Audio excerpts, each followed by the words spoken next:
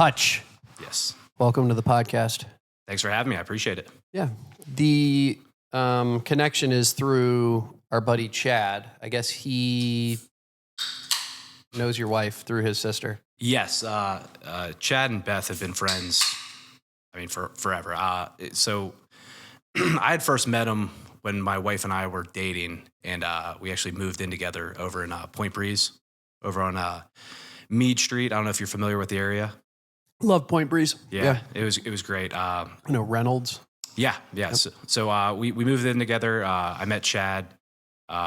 He would come over the house, hang out and all that stuff. He's a really, really solid guy. I mean, he'll help anybody. But I remember I graduated the fire academy, and for a gift, which he went above and beyond, he got me tickets. We went to watch WWE. Oh, cool. At Pgh. Yeah, he's a big fan. Yeah, and just him and I. And I was like, what a thoughtful, just very selfless type of guy. And he had been talking to me about this podcast, which I was unfamiliar with at first. I'm not too familiar with podcasts. I listen to a couple. I do Joe Rogan. Yep. I enjoy Joe Rogan. Yep. And Greenfield's Finest podcast. Oh, I love those guys. Yeah, they're real funny. Yeah. Jack, Jack is one of those guys, right? Yeah, Jack Welsh. So I know him. So I know Jack through his brother Joe. Joe works on the fire department with me. So. Oh wow. So yeah, he had mentioned it in passing, and I was like, you know what? I was driving like a couple hours away. I was like, you know what? I'm gonna throw on a podcast. I don't feel like listening to music. Let me throw this on, and I started listening to these guys, and they're just raw, man. They're funny. It's definitely like, hey, hope you like cats. Absolutely. It's so Pittsburgh, and I feel like Pittsburgh needs to own it more. You know, there's only a few. There's Jagoff, which has kind of corporatized. They do very short, like snippet-like episodes, 20 minutes. Really, it is something, but it's not Rogan style. It's not long form conversation. No. Then you have the Anybody Can Do It guys. You got the ass in your face. Yeah, that's whatever. A nice one. It's gonna look great for the video. And they're amazing. Ralph is like right up my alley. He's got like a lot of that, hippie dippy yoga, alternative medicine, psychedelics type of stuff that I like. And then his buddy neighbor Nick is just like really good at interviewing people. He's really on point, and he asks really sharp kind of good questions. So I like what they're up to. And then there's a yoga podcast, which is amazing. I've done yoga once, hot yoga. And let me tell you, it is not for the faint of heart. Not for you? I mean, no, not for me. I enjoyed it. But you never went back. But it's just, life happens. I'm not opposed to doing it again, but I did it one time. My buddy coerced me into doing it. And I was like, you know what? I'm an athlete. I'll get in there, no problem. And no, amateur. If I could even use that term. Yeah, I mean, it definitely gets easier the more you do it. That's for sure. But the yoga podcast is called the Yoga Chat. That's Montana and May, and that's a local. Yeah, another Pittsburgh podcast. They're doing big things. Awesome. So, that's crazy that you know Jack and Joe and. I mean, there's a couple guys. I was trying to do my research a bit with your podcast before I came on. I was like, nice. How is this guy?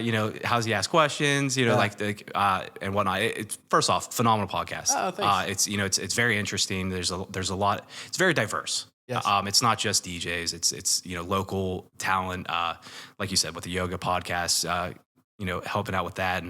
But I did what was it? Trevor Wallace. I know Trevor. He's really solid dude. I know him through my buddy Shane Shinaki. Okay, this is real deal. Yeah, Trevor. Yeah, Trevor Weller. Excuse me. I'm sorry. I'm terrible with the last names. I found his dad's. You know how they do the little signs in Dormont where they have like the pictures of the veterans up on the flagpoles? Yeah. I found his dad's yesterday. So that's pretty cool. Yeah, did you know it was there? Locked in the bar. Oh yeah, I've seen him post it. I didn't know where it was. Yeah. I've been looking for it. Yeah. Rest in peace. Is it Charles Weller? Yeah. And thank you for your service. Do you thank people for their service after they die? I don't think so, right? I just try to be nice. Yeah. I don't know. I'll be honest. It does get awkward when people thank me. Yeah. How do you respond? So I've gotten real good at it. And because at first, I'm like, do I thank them back? Like, what do I do? So as soon as they fire that off, I'm, thanks for your support. Yeah. And it's like Thanks a mutual, like, I like that. yeah. So it's a mutual, like, hey, I appreciate you. Yeah. But I'm not stumbling over my words. So, Thanks for it's your support. Yeah, because that's kind of what you're trying to illustrate, is that it's reasonable of them to say something, and it's respectful, and you appreciate it. I mean, for me, it's just, it's a job for me. It's something that I do. I don't do anything to get thanked. Yeah. But I do appreciate when people are just, like, just being nice. You know what I mean? It's just like going in passing and someone's like, hey, how you doing? Like, you didn't have to do that, but hey, man, thank you. I'm doing well now. I'm doing better because you said something. You know what I mean? So it's, I don't know. I dig that. So at first it was kind of weird. Now I'm just, thank you. What was the timeline for you? So it was first fire, then military, or the other way around? It's a funny story.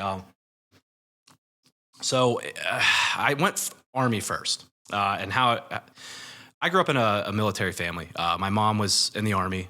My dad was in the Army. That's how they met. And it's actually funny. I know I don't look it. My mom's full Puerto Rican. Yeah, she's from Puerto Rico, and then she moved to New Jersey and was raised there, and then joined the Army. My dad, he's an Irish dude. He's actually from Shadyside over there on St. James, and so they met in the Army, and then so like I've been around it for forever, and we grew up in like Middle PA. It's a place called Camp Strauss, which is like 10 minutes away from 48 Town Gap. So grew up there, then we moved to the city, and fast forward, I was in college, and I was like, all right, I was playing D3 football, broke my hand, and I'm like, all right, clearly this isn't going to be professionally, obviously D3, but so I was like, all right, I got to do something. I'm like, well, my dad was in the Army. I know that we just got affiliated with the ROTC program. I'll give it a shot.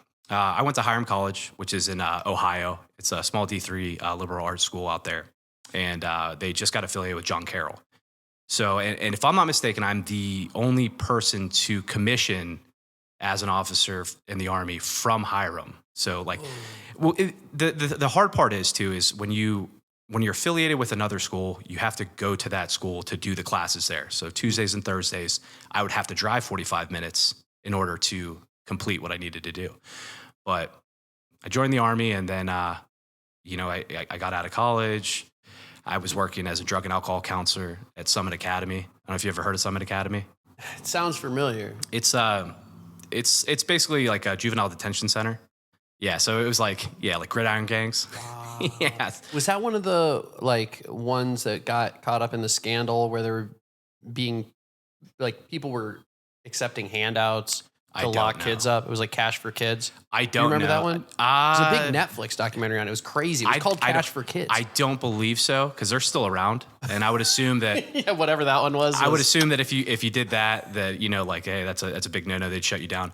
But I was working out there, and then I just remember being like, man, like I need to find a job that pays better than this, and just make me happy, because that job was rough. Yeah, no kidding. But so then I joined the fire department was that 2014, 2015. So I was in the Army, commissioned. So I was a second lieutenant at the time. Was in air defense artillery, and then I served overseas in Afghanistan, and then it's pretty cool. I was at 26. I was a battle captain, so I was the guy responsible for shooting down rockets for a whole year of my life at 26. What does that even mean? What does that mean? Shooting down right? You're talking about the Iron Dome, like what Israel does? Yes. So very similar. So I was in Bagram, and Bagram's gone now, so it's not like it's classified anymore. But we had a number of guns, and by guns I mean it's LPWS. That stands for Land-Based Phalanx Weapon System. And to kind of give you some idea of what that is, imagine like R2-D2. Okay, from Star Wars, with a Gatling gun attached to him. That's what it looks like. We stole it off the Navy, the Sea Whiz.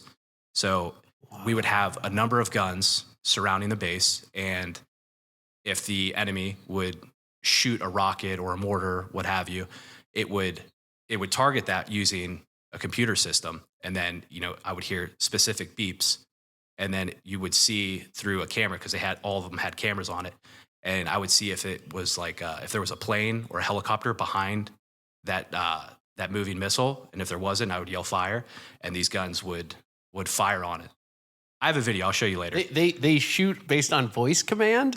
No. So there's a guy that's controlling the computer. You say fire, somebody else hits the button. Exactly. So but it was you have to look at the schematics to try to make sure that you're not shooting down your own helicopters. Exactly. So Holy there's shit. a FLIR on there, Ford lens infrared. And it actually, so it's showing me I have multiple big monitors in front of me, and it would show me like what these guns were looking at in real time. Do you ever have to make a best call where there's information which is incomplete and you have to basically decide between missing a potential strike on your own base and harming friendly fire? Yep. Yeah. So that was a lot to deal with at 26. You know what I mean? I'm a kid, and so I was in charge of that. So, and especially with the with those rounds, because we always say 50 cal. It's a big round. These are 30 millimeter high explosive rounds. So what that means is you shoot it and it'll go to a certain length, and then eventually it will blow up. And 30 millimeter, I mean, it's a large round, and each engagement is around 300 rounds per engagement. So 300 of those coming at you. So you have to shoot a lot of ordnance because it's an imperfect science. You're shooting at something that's moving. Exactly. So we use science. So what we work on with that is we call it POO and POI, and what those stand for is POO is point of origin, so where the shot was fired from, and then the POI is point of impact, where that shot's going to. Excuse me. And with that, it will use computer systems to project where that round is going to go. And then it would slew to that round and put rounds downrange in order to hit it. Science. And I shot down 16 rockets out of 32 engagements. Now, the 32 engagements, we had 3 teams. Yeah. My team had 16 of those. None of them hit the base out of the 32. No, we had a perfect record. It's incredible. Yeah. Yeah, that is really cool. Which is wild because the second day I was there, a rocket hit where I was sleeping at, skidded off, and then blew up in the air base. And I'm like, oh man, this is going to be a long time here. Are these like the type of rockets that Hamas is launching into Tel Aviv and Israel? I don't know. Similar. I would I guess I would assume. You know what I mean? Why would the combatants? I mean, I'm just so fascinated by all of this. I don't even know which way to go, but I'll go here. Why would these people shoot a rocket at Bagram Air Base? Wouldn't that give away their position, and then everything is going to get blown up? So a lot of people, yes and no. So people have this idea that terrorists or individuals over there that are fighting against us is like they're this just dumb. They don't know what they're doing. They're very intelligent, and these are tough people. I mean, they live in the mountains. They live very hard lives. They're not dumb. So what they'll use time delayed rockets. So they'll put a rocket up on something, have a timer. It could be an egg timer. It doesn't matter. And then it'll be a time delayed. So they'll set it, leave. Set the timer to leave, and then eventually it'll go off. So by the time so they're already gone. Shoot and scoot. That's brilliant. That's kind of like the technology I was hearing about in Ukraine, where you can launch these. I wish I remember the name of this. It's a handheld missile, anti-tank missile. That it has a. I'm going to say everything wrong, but it is propelled like a rocket, and it comes out slow. It kind of like it's a javelin. The javelins. But because it shoots and then exactly like that's what I was learning, that above. And there's 2 different trajectories you can choose. So you can do a lower trajectory or a higher trajectory, and because of that, you can get to the kind of less armor plated segments of the tank. So if you do a very high trajectory, you're aiming from way up, then there's a weak point on the tank right above it, because most of the time these tanks are getting shot at. Man.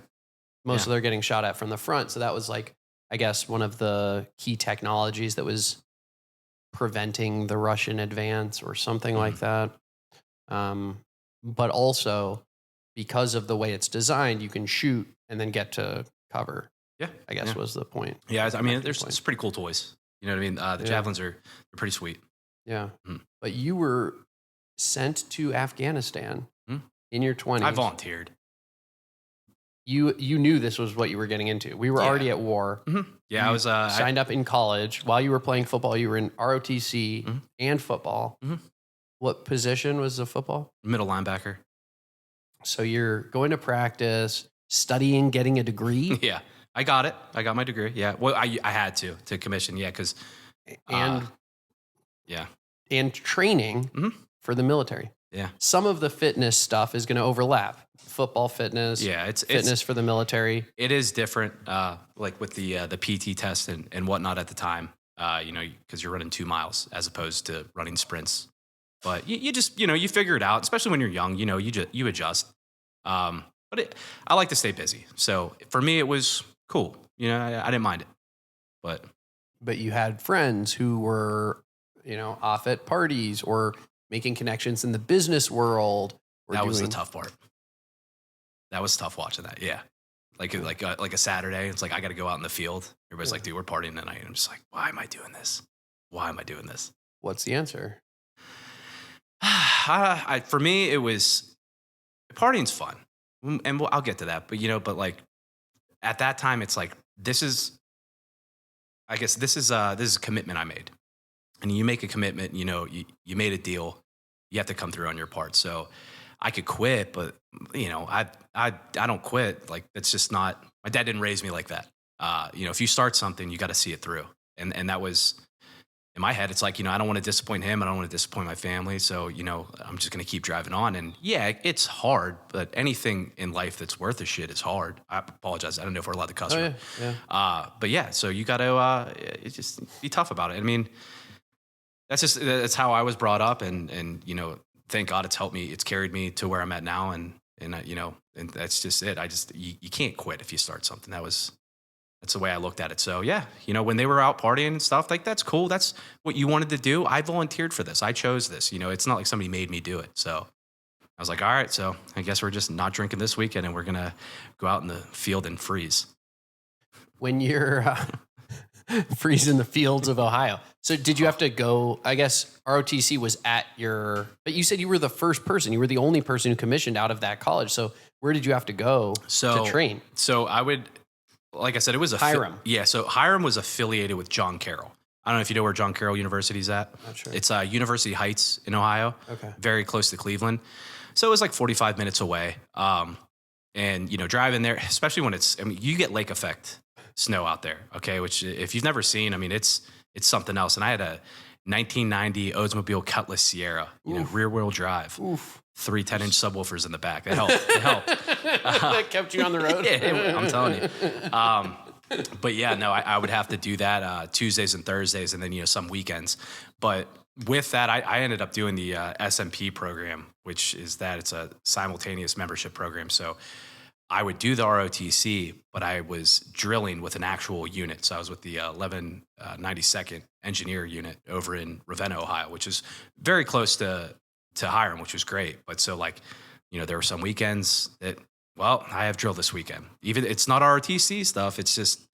You slept over there, or you would come back to your dorm? Yeah. So when I would do drill, I would come back, and same with John Carroll. Yeah. But then we have annual training and stuff, so that's 2 weeks. That's sleeping there.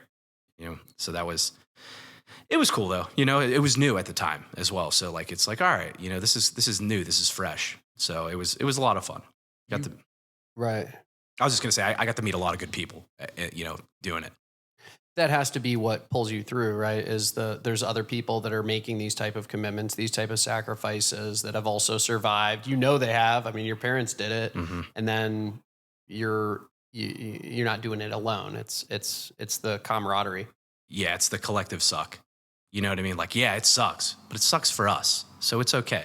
You know what I mean? It's like a badge of honor. It's like, hey, we did this together, and a lot of those guys, guys that I've deployed with and served with, I still keep in touch with today. And it is, it's a bond that's really hard to explain because, you've served with these guys and, it's just different. And it's a great thing. but it makes it hard to relate to people who haven't gotten through it. A lot of people talk about that kind of coming home and how can you just be around people who've never known what it was like to not know if you're going to make it through the next day. Yeah. I mean, I could see that point of view. For me, it's not really hard, like, hanging out or vibing with other people. Everybody's got their own path. Everybody's got their own job. Mine just happened to be this, like, yeah, you might not understand it, but there's probably a ton of stuff that I don't know about you that I wouldn't understand. So, whatever, it's just different, But wouldn't you say that in order to have the life that we all have, the safety and security, that some people have to make this kind of commitment, this kind of sacrifice? For sure. And how is it fair that people like me get to reap the benefits and people like you have to go over there and actually experience what it's like? Well, I get shot at by terrorists. I guess the biggest thing with that is, I don't know if I want to say terrorists, but by freedom fighters. They were terrorists. By the enemy. Can we say the enemy? Yeah, the enemy. I mean, they're not the good guys. Let's put it that way. All right. Like the way I look at it, I wasn't forced to do it. I guess we could have that argument if it was like World War II and I got drafted or Vietnam, but like I chose to do this. And that's the thing is like, we all have our own choices. I just so happen to choose this life. I never want to, I don't want to take it for granted, but I also never want to hold it over anybody's head. Like I did this and you should respect me. It's like, nah, man. It's like, I chose to do this. This is what I did. You didn't. Cool. That's cool. You know what I mean? I think we can all be, patriotic in our own ways. That doesn't necessarily mean you have to go out and, join the Army or the Marine Corps, but, you could do other stuff. You're like, hey, man, thanks for your service. Just stuff like that. That's cool too. I don't, I never want to have that idea or attitude because then I'm taking it for granted myself. And then, did you join to get a high five? Like, man, you're awesome. Like, I didn't, that's not why I did it. Board the plane first. Yeah. And that's what 15% off at Lululemon. Yeah. Hey, you got that military discount? No, I'm not going to do that. I can't do that. You don't take them? It's odd. Hey, like you're in a line. Hey, by the way, can I get 10% off? I served. I ask for discounts everywhere. Yeah. And I recommend this to people. This is not a financial health podcast, but I have saved so much money over the years. I did this yesterday and I got a discount. I was shopping. Let's see if I can remember. Oh, man. It's going to kill me. What was it for? Maybe I could help. I bought so much shit yesterday. I don't remember. But the point is, all I did was I was checking out and I said, do you have any discounts? And the guy said, I'll give you 10% off.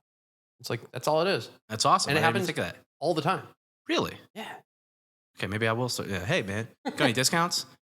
It was like might work. 150 to 140. I do that with online shopping a lot. Like I'm always a retail not whatever. I'm just like looking in like coupon codes for. Yeah.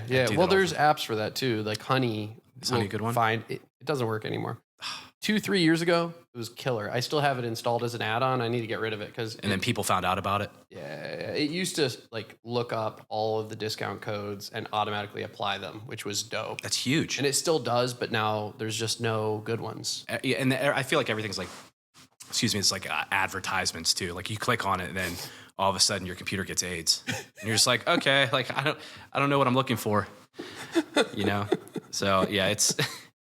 I mean, yeah, especially now. I mean, everything's so expensive. I mean, you said you bought a house. Yeah, it's brutal. I'm looking for a house now, and it is like an absolute nightmare. I got to answer this again. Go for it. I'm on call at the hospital. Yeah, do your thing. Let's make sure we're still recording.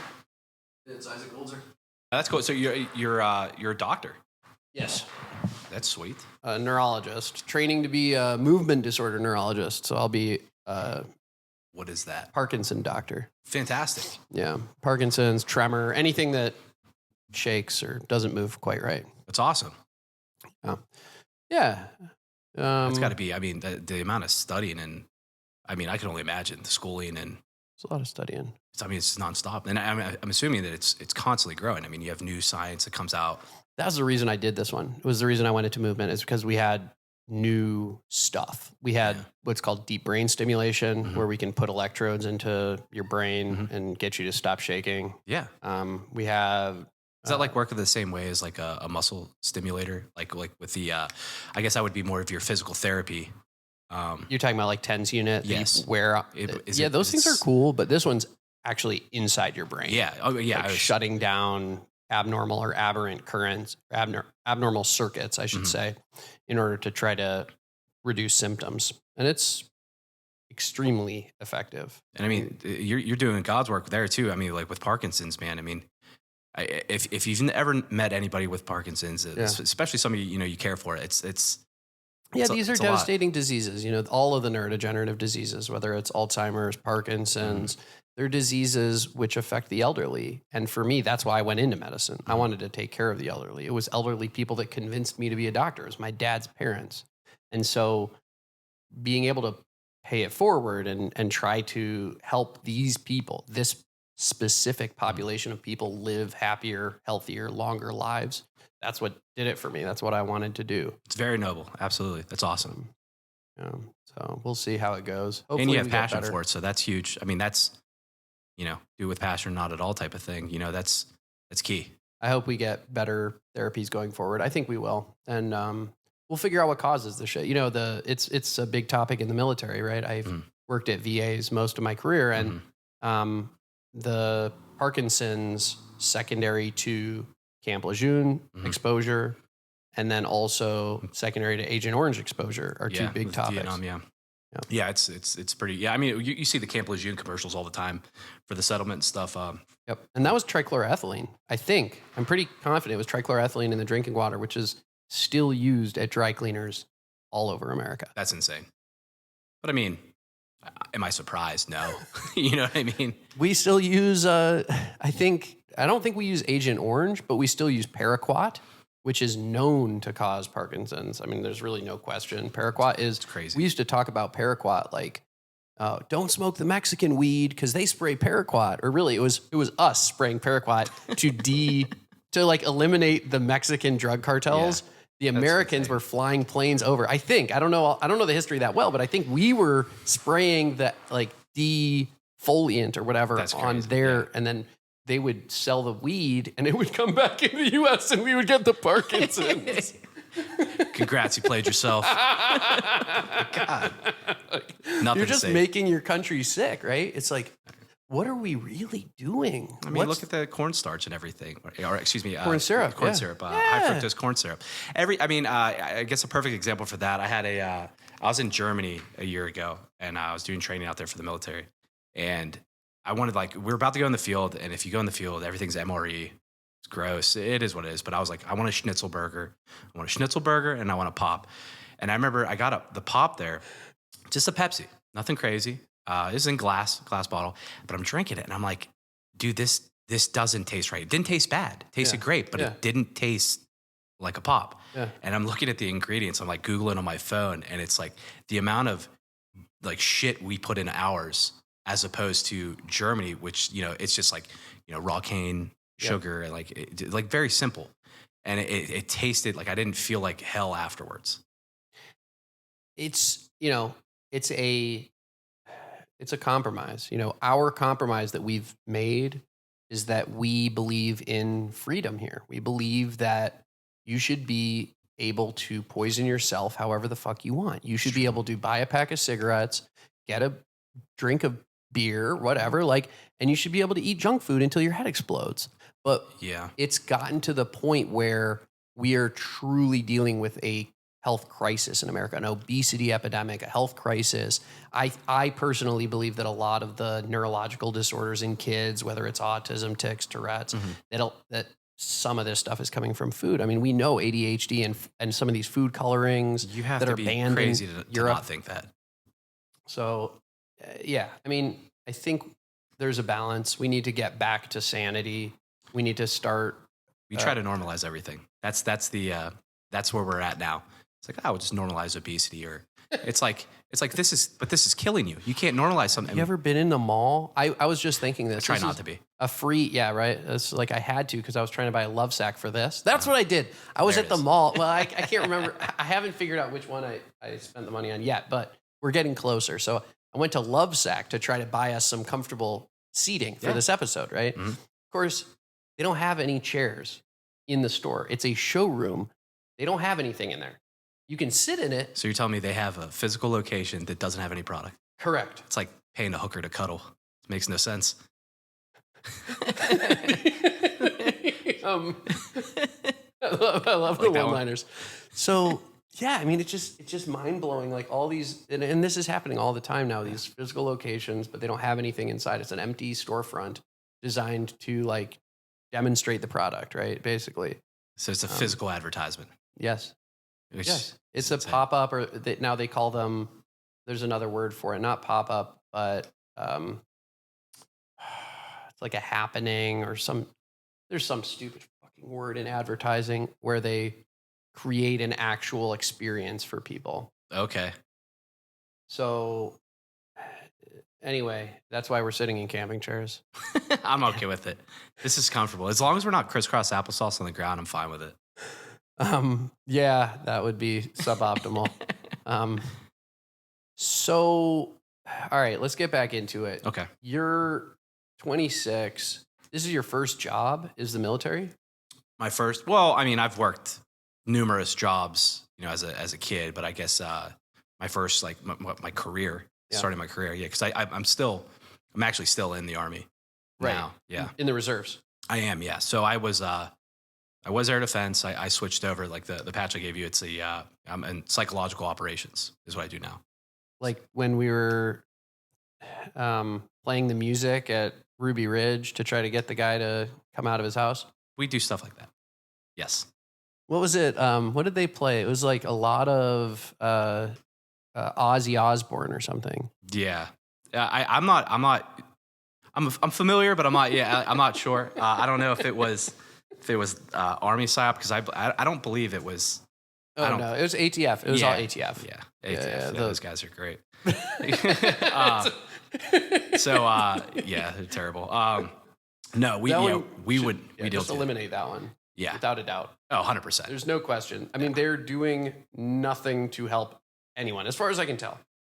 Awful. Regulating awful alcohol, tobacco, and firearms. And they're terrible at doing it. Why do any of those three things need to be regulated? I guess alcohol, maybe. Keep it out of kids. You're thinking too positive about it. It's all about money. That's all it is. Yeah. It's taxation. How much can we get for it? Like it has nothing to do with the betterment of society. If you think that's the case, I mean, I could show you a lot of credible data that would say otherwise. Yeah. So you're in college. You get the deployment after college. You didn't go play in the NFL. No. I'm not at 5'9". No. No. I got out of college. Joined the Ohio National Guard because I was like, okay, I'm in Ohio school, probably gonna get a job out here. Not what happened. Moved back home. I commissioned. I was a second lieutenant at the time. So I joined the Ohio National Guard. So 2.5 hours away, I was in McConnellsville. I was with the 2nd 174th Air Defense Artillery Brigade. And I was with them, just doing my normal drill stuff. Like I said, I did the Summit Academy when I got back. And and I was just doing your normal drill status, as a guardsman. And then we got the call, I believe it was 2015, where it was like, hey, we're going to start preparing. Because like I was under the impression that we were doing the DC mission, which is we were an Avenger unit. So we would take our Humvees, we would go protect the nation's capital. It's a nice gig. You're in DC. It'd be fantastic. They're like, no, we're not doing that. We're going to two places because it was brigade. So half of the brigade went to Iraq and the other half went to Afghanistan. I happened to be the ones that went to Afghanistan. And so I was like, oh man, this is getting serious. And then, I remember just being there. I'm like, getting prepared, kind of focusing in. And I'm like, I hate this Summit Academy job. I need to find a new job. And that happened. I was doing training in Oklahoma, Fort Sill, Oklahoma. And I was going through BOLIC, which is your basic officer leader course. So you're just learning your job. And I remember just like in class, I'm on the computer and I was just like, I'm going to sign up for anything. Like I have to find a different job. Like I can't do this when I go back. This is driving me insane. So I signed up for the police, Pittsburgh Police, and I've signed up for Pittsburgh Bureau of Fire, and the fire department called me first. So I was like, all right, I'll go take this test. Did pretty well on it, and I was in the first class. So yeah, that was I think it was April 2015 when I did that. So went through I went through all that. It's like 33 weeks of the academy, which is so long, so much longer than you think. Like 33 weeks is excruciating, but did that, and then as soon as I got on the job, had like a year, and then went to Afghanistan for a year. So you were already a fireman for the city of Pittsburgh. Mm-hmm. Is it a neighborhood that you work, or what was the fire department or firehouse? Yeah, so everything falls under it's Pittsburgh Bureau of Fire. And I started out, once I got out of the academy, I went to number 4, which is in Uptown, right next to Duquesne, where they play hoops at. Yes. You know what I'm talking about? I that know firehouse? exactly where it is. So that's where I first went. Yeah. It's a weird part of town. I think a lot of people don't know about it because it's up like on top of the city, kind of in this weird part of Pittsburgh you can't really get to unless you want to go to. It's not the Hill District, but it's kind of. It's weird. It's very isolated and sequestered intentionally, right? Duquesne is what, Catholic school, and they've got this beautiful campus that just it's its own thing. It really doesn't feel Duquesne's gorgeous, like a part of Pittsburgh so much as like its own thing. Yeah, not right like there downtown, like how Pitt is and stuff. Yeah, but yeah. So I went there for my probation time. It was great. Number 4 is crazy busy because it's right downtown. So you're getting all sorts of calls, overdoses, trouble breathing. I mean, you name it, they get it. I feel like people have no idea what the job of working for the fire department really is. I think is the word fireman. I don't want to say fireman. Fireman, firefighter, firefighter. Fireman. I mean, I work with some females as well, and so that I could say it from their perspective because I saw this in action. Yes. We had somebody interview one of our female firefighters, and I don't want to say her name because I didn't ask her, but it was funny. I was listening to her have a conversation with this woman, and she was like, "Oh, you being a fire," she said, fire person. She's like, let me stop you right there. She's like, I'm a fireman, a firefighter. I'm one of that. Like, it's just we're all in the same. And I kind of like in the background, I'm like, doing a little. That's what I'm talking about. It's right. Cool. Yeah. But yeah. So yeah, just firefighters, fine. Firemen. The job, I feel like, is a complete mystery to people.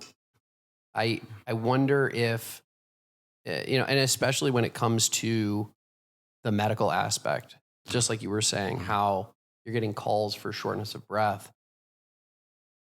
What are you really doing day to day, and what does the job entail, and how did it become the responsibility of the fire department to take on these kind of medical emergencies?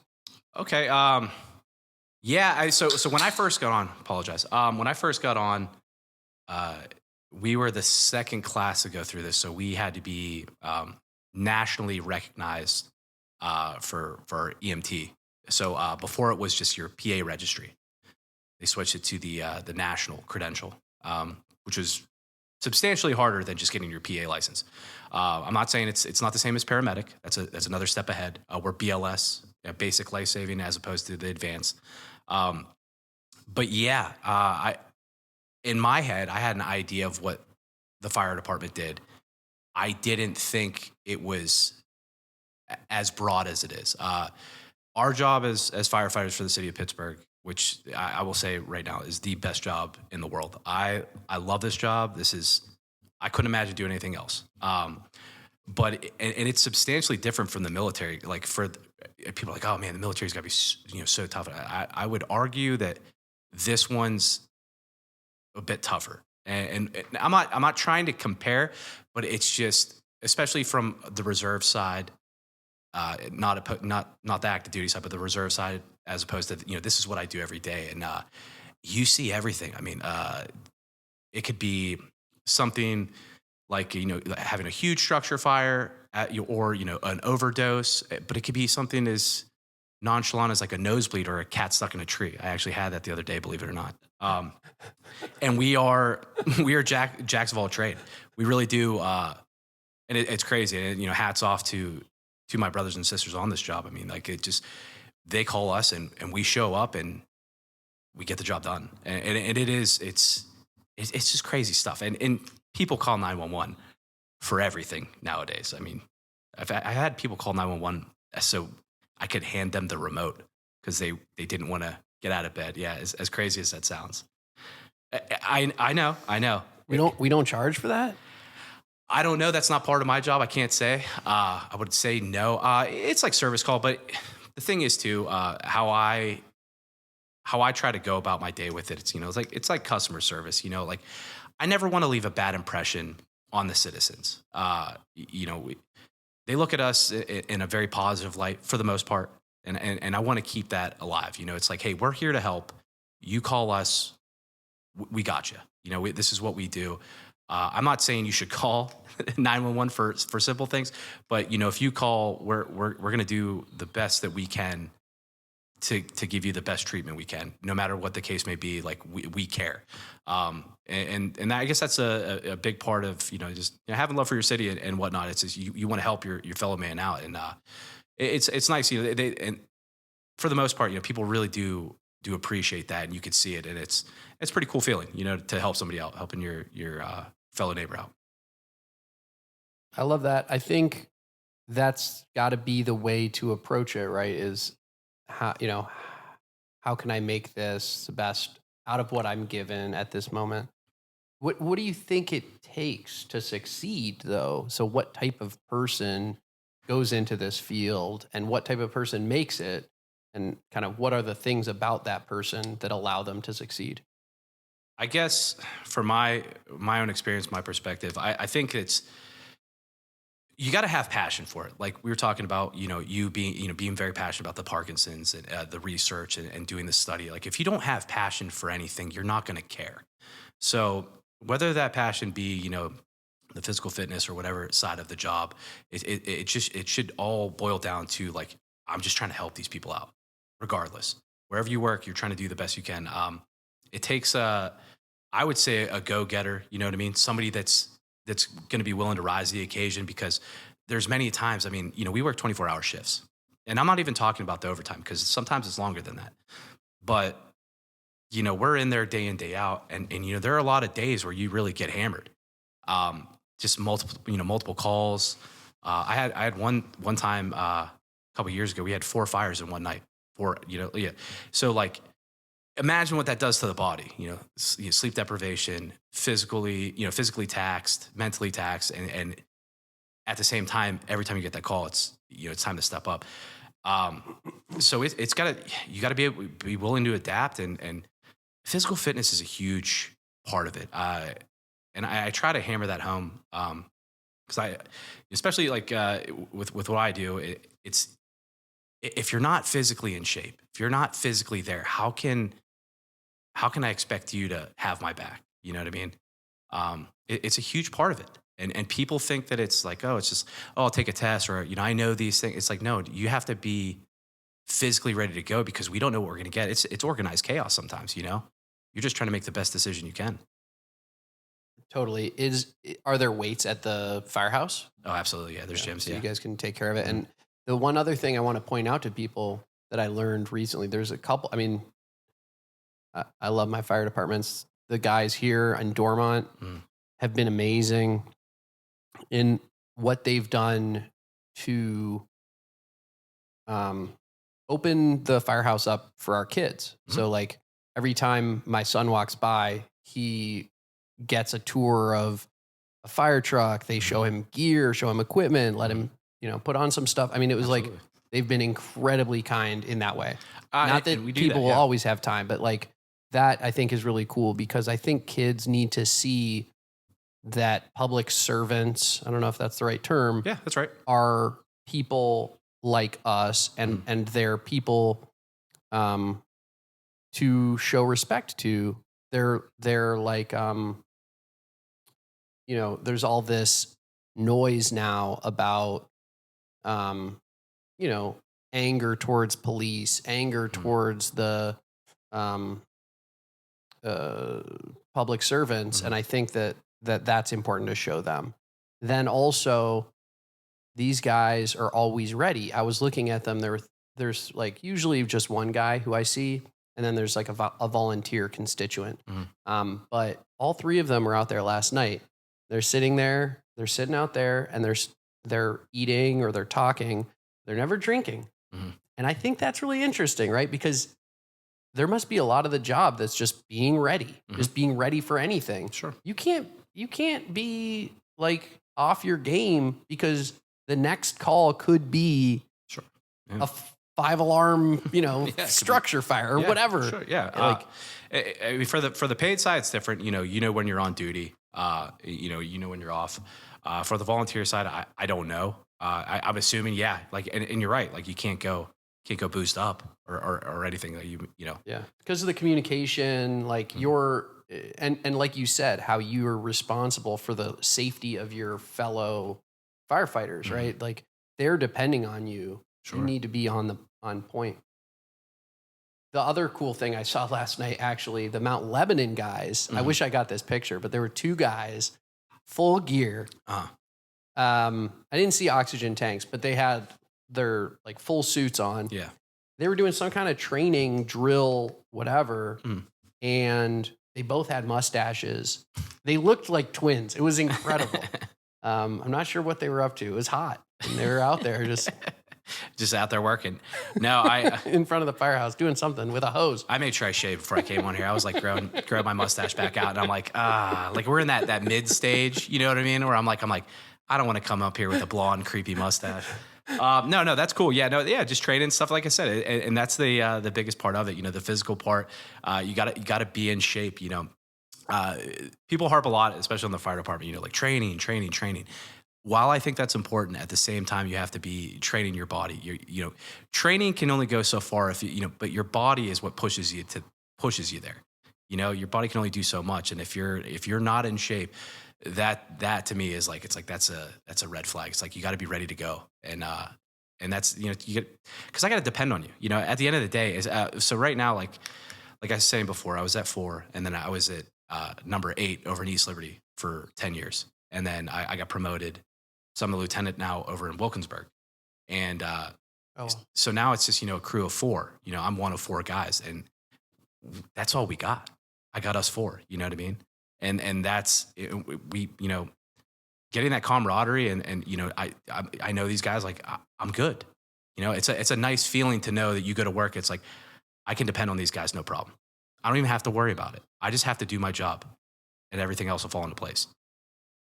Do you drive? You drive the trucks? Or? So before I got promoted, when I was in East Liberty, I was the driver. So at 4 in East Liberty, they're double companies. So what that means is there's an engine, that's like your water supply that has all the hoses. And then you have the aerial, which is called the truck, that has the big ladder. So the engine is not a truck? No. But I mean, they call it fire truck. But yes. Fire engine, fire truck. Exactly, yeah. Engine water, truck, ladder. Exactly. And it's like they have like all the tools and things like that. So they do, the search and rescue, things like that. The ladder? The ladder, yeah. The truck? We just call it the aerial. Aerial is the ladder. Aerial or truck, yeah. So engine and truck. So either way. But yeah, so like the engine, those are the guys with the water. Yep. And then, and how the city of Pittsburgh, how we situate it, it's, you'll have a driver. So we'll say the engine first. So you have the driver, you'll have a lieutenant, and then you have 2 hosmen on the back. And on the truck, we have the driver, a captain, and then 2 hosmen on the back. So it's, you have two teams of 4. And, but now I'm in Wilkinsburg where it's just a single engine. So it's just driver, lieutenant, 2 hosmen on the back. And, which is nuts too, because Wilkinsburg is, it's not technically part of the city, but they contracted our, fire department. So we cover it. And it's big. It's a lot bigger than you think. You know what I mean? I remember when I was huge, brand new there a little over a year ago, and I'm like, oh man, like I knew it was big. Like I've been over here before, but like I didn't realize how far it stretches. I was covering their hospital for a while for a neurology service. Okay. And yeah, so it's definitely a place. The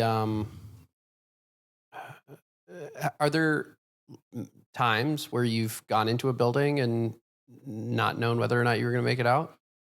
I mean, I could sit here and tough guy like, oh, dude, I'm good. yeah, every time we get a fire, like I'm nervous. I'm scared. 100%. I think having kids now definitely amplifies it.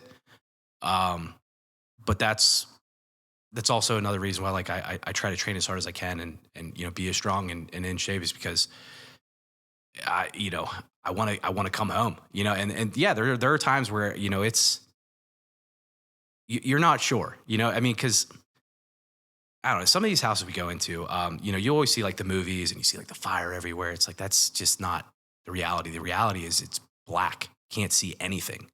And, and then it's hot and, it's something, so you try to get lower, trying to, like find your way around and stuff. I mean, it's a rush. I'll give you that, but it's not like, I mean, you're completely blind in there. And like I said, that's why, you have your team and your crew, and you just got to be on point. But yeah, there's been plenty of times where I'm like, I don't know, but there's been some other ones where I'm like, oh, this is routine. And then that's when something stupid happens, the routine ones are real dangerous. Cause that's when a floor gives in, or, you know what I mean?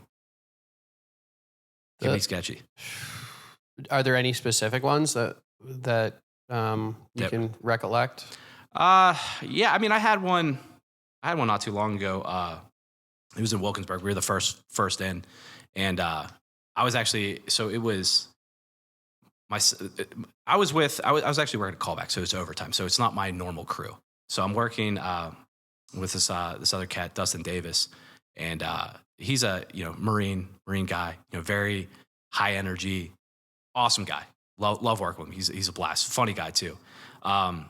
But yeah, so we get this call. It's right off the busway, Whitney Avenue, I believe. Anyway, so we get the call. It's like heavy smoke, multiple calls. That's usually like a good telltale sign of like, okay, this is real. You know what I mean? When you have like the multiple calls saying the house is on fire. But we get there, and I mean, this house is going pretty good. I could see fires coming from the left side of the house. We do like A, B, C, D. But anyway, so it's coming from the left side, the Bravo side. It's coming from the front. I mean, it's going pretty well. And get a line off. We grab a hydrant. We go up there. We're the first on scene. No one else is there yet. And the door's locked in the front. I'm like, all right. So I give it a shoulder charge at first. It budges a little bit. And then I pop it one more time and I open it. And as soon as I do, the door flings open. Now, luckily I have my Halligan tool. I'm able to grab the door to control it. Because as soon as I hit this door, all those flames start coming towards me. Because, oxygen, it's gonna come to that door. So I just fed it, so I'm like, and I pull it back. And as we're doing this, we're trying to get water. There's a kink in the hose. So we don't have any water right now. So this fire's coming, and I'll show you a video later. But this fire's coming, and it starts to come up on the porch. And I mean, it's really on, like, it's getting hot. And I looked at Dustin, I was like, my man, if we don't get this porch, we're going to lose this house. Like, it's coming. And thank God, we finally get the water, and him and I just barrel rush in there, and we just start hitting that first floor as best we can and just keep pushing. We just a very aggressive interior attack. And I'll tell you what, working with that guy, I had all the confidence in the world because I got this guy, right next to me. That's just, he's all in. And because of that, it's like, because he's there with me, I'm like, yeah, dude, we're good. And we just start, hauling ass in there, knock the fire down, save the house. And then we had, other crews on scene doing, helping out as well. We had a 17 truck was there. That's Homewood. They're cutting holes in the roof, so they're ventilating the building.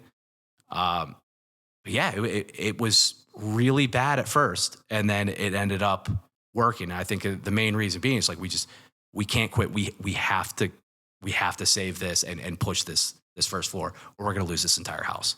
And you lose that house, you lose, you could get the exposure, so you could catch somebody else's house on fire. So we have to stop this now. And, we got the job done. It was a good feeling afterwards. You know what I mean? Sitting at the coffee table and having that conversation with each other. Like, man, like, hey, like I told him, I was like, you guys killed it. You know what I mean? It was cool to have that, but it was nerve wracking. You know what I mean? It gets pretty hot. And there's people punching holes in the roof intentionally. So it's not punching. It's not punching holes in the roof. So when we do ventilating, you're up there with a chainsaw, And what you're doing is, I know it sounds crazy. I'll explain it. So when you're up there, you cut a hole in a roof in a specific spot, in a strategic spot in the roof.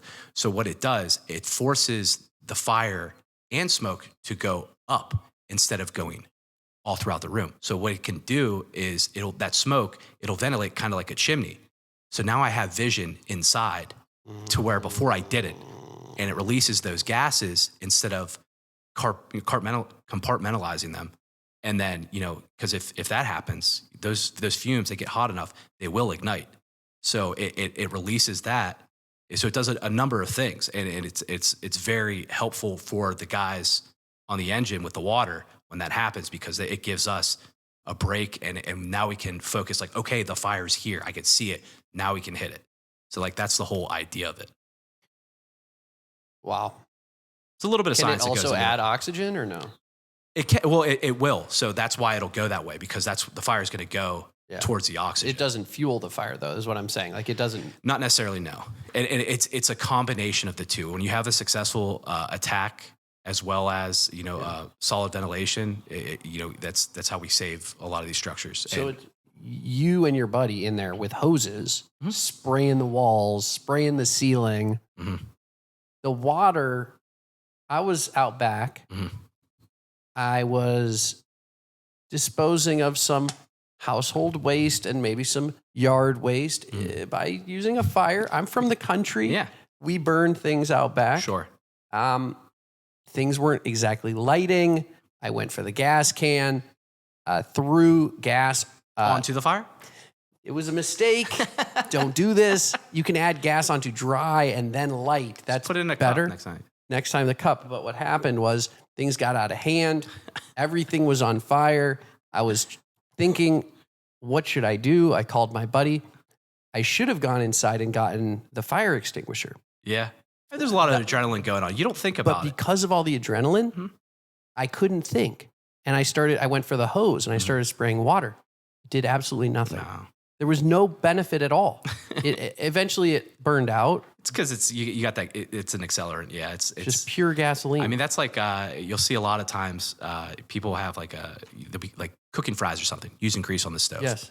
How many times oh my God, it's getting everywhere. So they immediately reach for water when you should go for the baking soda. You know what I mean? Because the water is just going to make it worse. Now it splashes. Yes. Now your kitchen's on fire. Or there's some blankets that are sold. Do you believe in these big fire blankets? It makes sense. I've never used one, but I mean, it makes sense. If you're cutting off the oxygen for the fire needs oxygen in order to for the stove or something. Yeah. What tips would you give people for safety? Obviously, don't do what I did, but what else to try to prevent these things? Because that's really the name of the game, right? If everybody would just maybe, I don't know, take care of themselves a little, maybe you could spend more time playing cards and less time worrying if the roof was caving in on you. Yeah, I mean, I think a lot of the things, simple housekeeping. If you have smoke detectors, check them every now and then. If you hear it beeping, that low alarm, like replace the batteries. See, a lot of times I see this a ton. People that rent whatever, rooms, duplex, houses, whatever, they'll rely on the landlord in order to provide that smoke detector or CO protector. Don't do that. Go spend the little coin, get you some good ones, some newer ones. Excuse me, and do that, and put your own batteries in, because a lot of times these landlords, and I don't, no disrespect to some of them, but some of them are slumlords. They're painting over fire alarms. They have CO protectors from 1985, just super old stuff, and they're like, I thought that's his job. It's like, your safety is on you. The accountability, that's your job. It's your life that is in your hands. Don't put that on he's just selling you a house. I mean, he's renting you a house. Totally. Get your own stuff. That's the biggest thing. Yeah. That, and if you could have a fire extinguisher, fantastic. You know what I mean? Just got to remember to use it. Yeah. I mean, yeah. But you know what? I can't tell you how many mistakes I've made. Just adrenaline's going, man. You get real caveman-y. You don't think about it. It really bogs your mind down. Wild. Yeah. It's wild how bad I was at solving problems in that moment when the adrenaline was going. They say in a code, take your own pulse first. That's a kind of a medical pearl that gets passed around. And I think it's because of that, right? If you can't take that second to calm down, breathe, assess the situation, you're going to make a bad decision. And listen, if I've failed, I've made bad decisions many times. You know, it's just trying to learn from your mistakes. I think that's the biggest thing. Especially nowadays, I've noticed like people are too critical on themselves, or they can't take criticism. They take it as somebody's like, you know, like hating on them or bullying them or something. It's like, it's okay when someone's blunt to you, and it's okay that you messed up, and then you can, like, for my personal experience, like when I first got promoted to lieutenant, now I'm using the radio as to where I wasn't before. And, I say some certain things where I'm like, man, that was a bonehead thing to say. Why did I say that over the thing?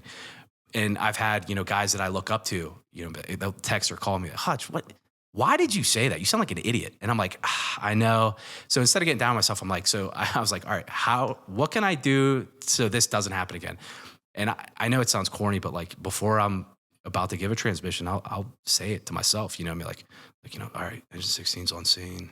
And they're like, all right, that sounds good. And then I'll repeat it instead of just, just going with it. So like there's, and that's all just from, because especially in the fire department, dude, they bust your balls nonstop. Especially me. Like I'm a loud guy. Dudes look for opportunity. Like I'm sure when this podcast comes out, I'm going to get so much criticism.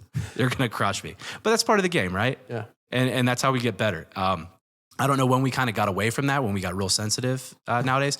But like I'm very used to people being blunt and telling me when I fucked up or if I did a good job, not trying to sugarcoat it, because I don't need to be sugarcoated. I'm a grown man. Just how can I fix this? What did I do wrong? How can I fix this? This is the number one thing that I try to talk to medical trainees about, is that when you pay for medical school, when you're giving $40,000, $50,000, $60,000 a year to that institution, what you're paying for is not medical knowledge. Medical knowledge is found in textbooks. You're paying for feedback. You're paying to learn how to become a better version of yourself. And without the humility piece, the piece that you're talking about, where you're able to receive feedback in a way that you don't internalize it too much, where you become defensive, that's where the growth happens. You have to listen to people and listen magnanimously. Listen in a way where you assume that they have your best interest at heart, no matter how they deliver it. Because actually, some of the best feedback I've had has been delivered in the worst way. 100%. In the way where it was, cruel and it hurt and it felt like shit. But then over days and weeks of processing, I realized that was what I needed to hear the most. Yep. Those were the things that were the most important for me to hear. I'm not saying every single person who says something negative to you is correct. Sure. They're not, but many of them are. I mean, I still consider myself pretty new, even with with 10 years. And, I try to, and I really do, I try to listen to the senior guys, regardless of rank. I don't care about rank. Like guys that have been doing this job longer than I have, that have seen transitions from, time periods, whatever the case may be, but that have just been doing it longer than I have. And I just try to learn something new from them every time I get a chance to talk to them. And there's some guys that are, man, they could beat you down, like verbally, you know what I mean? And they'll fuck with you nonstop. But those are the guys that care the most. Like when everybody's like, oh, that dude's a dick. He's, don't worry about it. He's like that with everybody. It's like, that guy's going to teach you something, man. That's what you needed to hear. You're not awesome all the time. You're not special. You're not. You're part of the team. You're part of the machine. And when that one part doesn't work, man, the whole team falls apart. And it's like somebody needed to put a foot in your ass. I think that people that don't have that ability to take feedback never got it when they were kids, right? Like their parents just never told them the truth, which is, you're kind of a piece of shit. Yeah. You're a work in progress, right? None of us come off the, none of us, like we're all like this ugly ball of clay when we're born, and it's kind of, it takes a lot of shaping. And if it doesn't happen in childhood, I really truly don't believe it. It's possible, you know, there's a critical window there where something has to happen. Somebody has to, your parents really, not just like, it can't just be a random person. Like your parents have to tell you, you're not the shit. Yeah, absolutely. And, I had somebody describe it. I know I'm going to butcher this. But he was trying to, we were having a conversation similar to this. And he was saying that, you know, like as human beings, we are infragile. Basically, you know, the more adversity, the more times we're beaten up, the stronger we get. Where you know, but when you don't have that, you're basically like a wine glass. You know, one little thing hits you and you're just broken. And like I said, I see it a lot in today. I know we try to be nice and you know, we're trying to be sensitive to everybody's feelings, but at the same time, like I don't think it's good for you, because if people are constantly giving you that, oh, you're good, don't worry about it, it's them, it's not you. You never learn. You never get that adversity that makes you tougher. That okay, I messed up. This is on me. How do I fix it? Not who do I blame, or you know, what did they do wrong? It's no, man. It doesn't matter. Even if you weren't in the right, like it doesn't. How do you prevent this from next time? You know, and it kind of gets that adult brain of, you know, problem solving. And if you don't have that, we've seen. I mean, life's a bitch, man. It's tough. You know, it's tough when you don't have a thick stem. So here's the. I never told this story on the podcast, but it's great. It's how I learned this point that you need to become resilient by growing marijuana plants. So when I was, I don't know, 13, 14, whatever, like a derelict youth, I started trying to grow pot, but I didn't know what I was doing. It's hard. And so I was growing these little plants, and I would have a light, and there was a light, and there was like, sometimes we would even do it in a suitcase. Okay. You'd have like a suitcase in your closet so your parents wouldn't find out. And there was a light, and it was fine. And the plants would grow, and they would grow fairly tall, like this. And then you'd take them outside, and they would get blown over in the wind. Boom. They would fall and die. And it's because their little stems were so weak from not having any exposure to wind. So what I learned is you have to have a fan on the plants while they're growing in order to let them bend, so they get these little micro bends and the stems get thicker from being broken. It's like when you break a bone and it gets stronger. That if you don't have those little bends, those little breaks, those little moments of you fucked up, and you're not going to be strong enough to survive in this world. I think a lot of it too, it sounds, you know, silly, but sports, man, those team sports.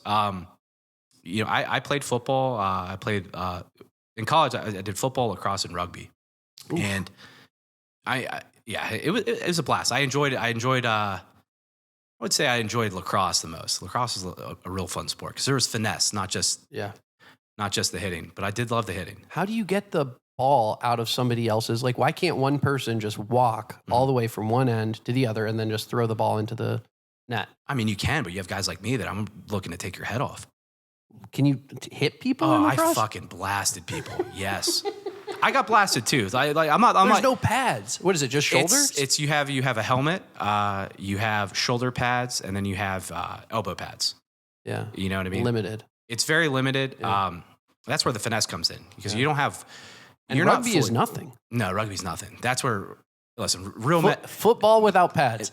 Real men play some rugby, man. I've played with so the cool thing about rugby, you don't have pads, so there is no weapon, because there's, you know, I've played against guys that, you know, they're diving at your knees with their helmet. You know, they got their pads on. You know, it's protecting them.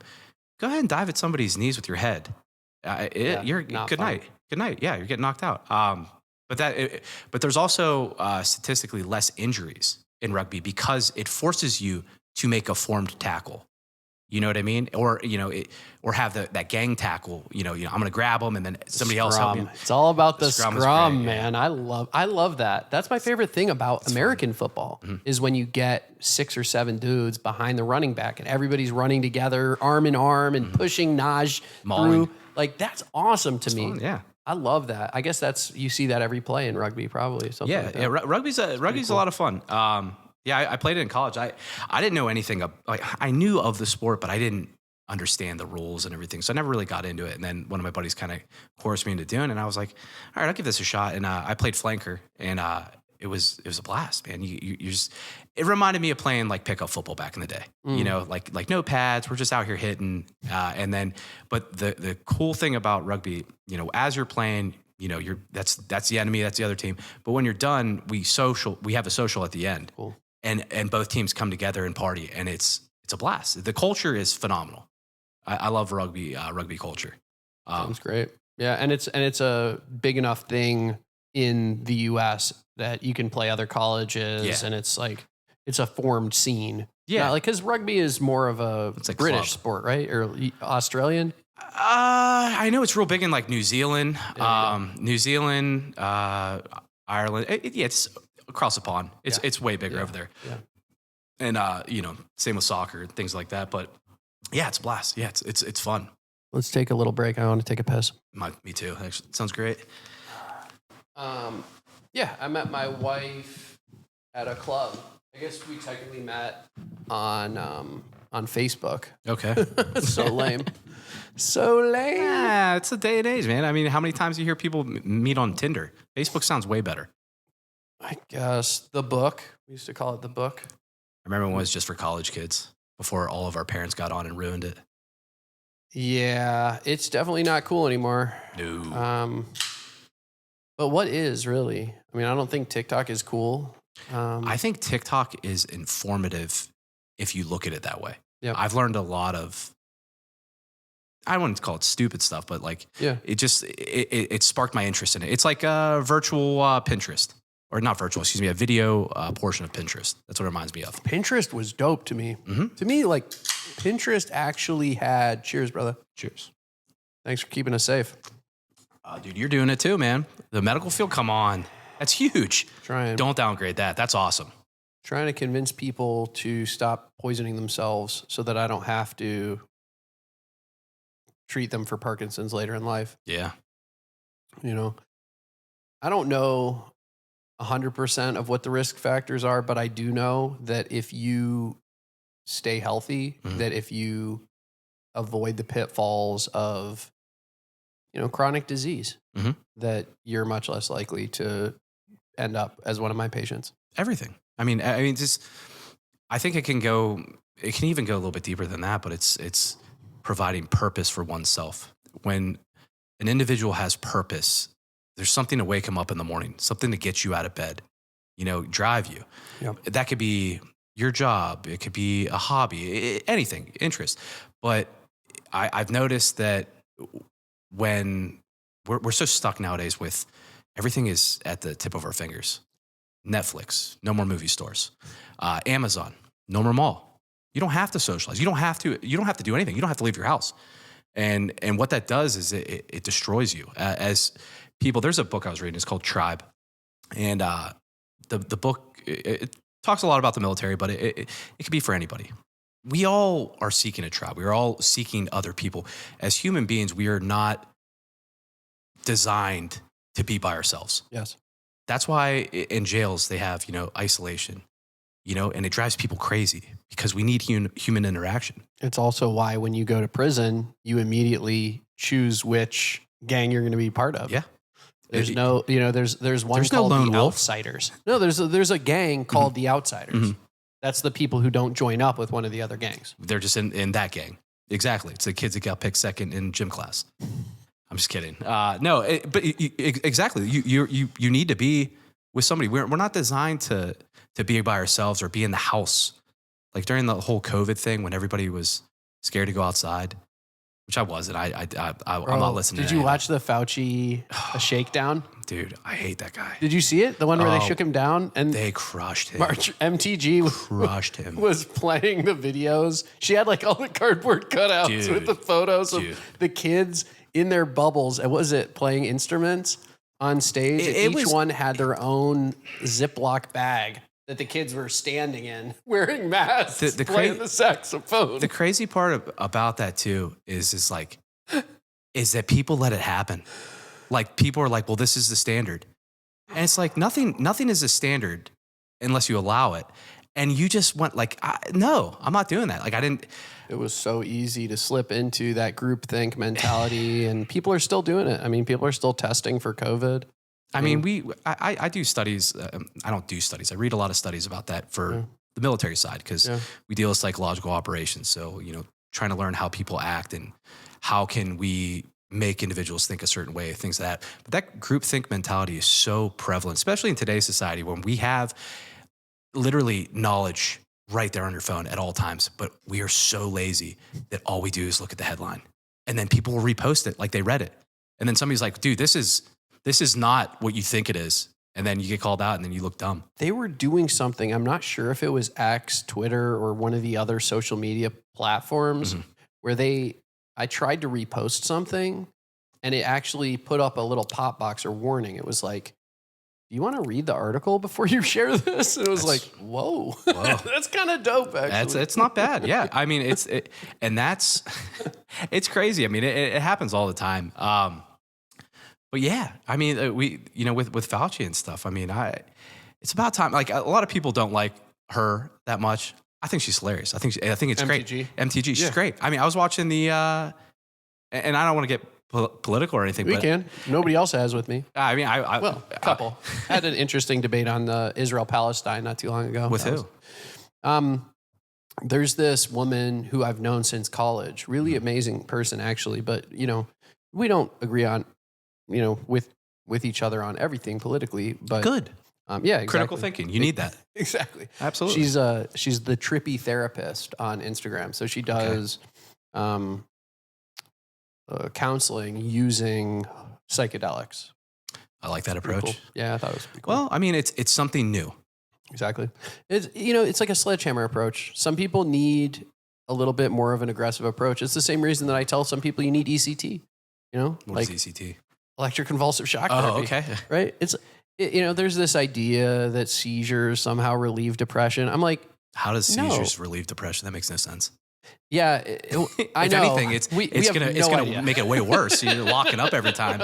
We truly don't understand why, but there are actual syndromes where there are people who will give themselves seizures. They'll stare into the sunlight and put their hand over their face like this, called sunflower syndrome, until they seize. So it's basically like the light, the strobe. Yeah, they'll give themselves a strobe. They'll give themselves that strobe effect in order to trigger a seizure so there must be some benefit to them. There must be some kind of secondary or primary gain, but we don't understand what it is. It could be like related to the relief from depression. But again, I think it's this sledgehammer idea that there's this, slow incremental progress, which is good, or there are these life-changing, big-time moments of, heroic dose of psilocybin or ayahuasca journey in I've Peru. heard about that. That's getting very popular, actually. Oh, big time. It can truly transform your life. Like these are the type of interventions where people never drink again or they never smoke again. Like there's no drug, there's no buspirone or Wellbutrin or Chantix that will stop you from smoking forever the first time you take it. No. But that's the same reason that this stuff is not being marketed. It's because one dose cures you. Yeah, exactly. I mean, how does the FDA feel about that? You make no money. Well, I give it to you once and then... They're not looking for cures. No. They're not looking for cures. All right, we'll do the political side. And that's how I feel about how we are lately, especially with the trans movement, if we want to call it that. Okay. For me, I see it, especially from the government side. Like, why are politicians pushing for this so hard? And I don't think it's because they're trying to be nice, but if I can, especially if, on the idea of they're paid for by the pharmaceutical companies. Yes. Well, if I can get you to think a certain way and then have you have to pay for these treatments, this hormones that if you don't take that would literally destroy you, obviously mentally, but also physically. Like I have a lifelong customer. You have to keep doing this. And if you look at it from a money standpoint, oh my God, that's great. It's beautiful. It's not cheap. Yeah, and I think you're right. You have to follow the money if you want to find out what the ideology is. If you want to determine people's actual motivations, you just follow the money because that's the main motivation. It's power and money, and usually money is used to gain power in capitalism. So that's the one side. The other side is this postmodernist piece that was really well explored by Brett Weinstein, where he talks about the difference between male and female being the oldest difference we have biologically. That this was the first differentiation that took place of significance more than 2 billion years ago. Wow. The fucking trees know which ones are male and female. Sure. Do you know how old they are? And so his point was that if you can take away people's knowledge of something that basic, something that fundamental, that's that concrete and that elementary, that once you confuse people about that, I can make you think however you want. Everything is up for grabs. Absolutely. Black can be white, white can be black, good can be evil, Hitler can be good, the Nazis can be good, and Hamas terrorists can be good while they're bombing and mutilating and whatever else. Absolutely. I mean, we see that we use that in other stuff. It's rhetoric. How can I word it so it doesn't sound as egregious as the actual act? Now, if I word it in a way, whatever the case may be, and I kind of soften it up a bit, well, then it's easier to talk about when it should be taboo. We shouldn't even be having this discussion. It's wrong. So gender affirming care rather than what would you say? I don't mutilation. That's what it is. Right. Yeah. I mean, or sterilization. And sterilization, mutilation. Yeah. And that's the thing. It's no hate towards anybody that goes through that. I feel weird even having to say that, obviously. But it's what is going on is it's terrifying. Like if you actually see these procedures and stuff, it's not like it's like some routine thing, like you just get a shot or anything. It's like this is completely changing your body. And not only that, but also can make you never be able to have kids if you choose to do so. And I don't care if you're an adult and you want to do something like that, by all means. This is America, best country in the world. I love it. You do whatever you want to do. Whatever makes you happy, do it. Correct. You can't Keep be your doing hands that. off my kids. Leave the kids alone with this. And the reason I say that, we've all been young and we I made very poor decisions. Now, if I were to do something that could affect my life dramatically, as a kid, I mean, I would be looking at my parents like, you were supposed to protect me.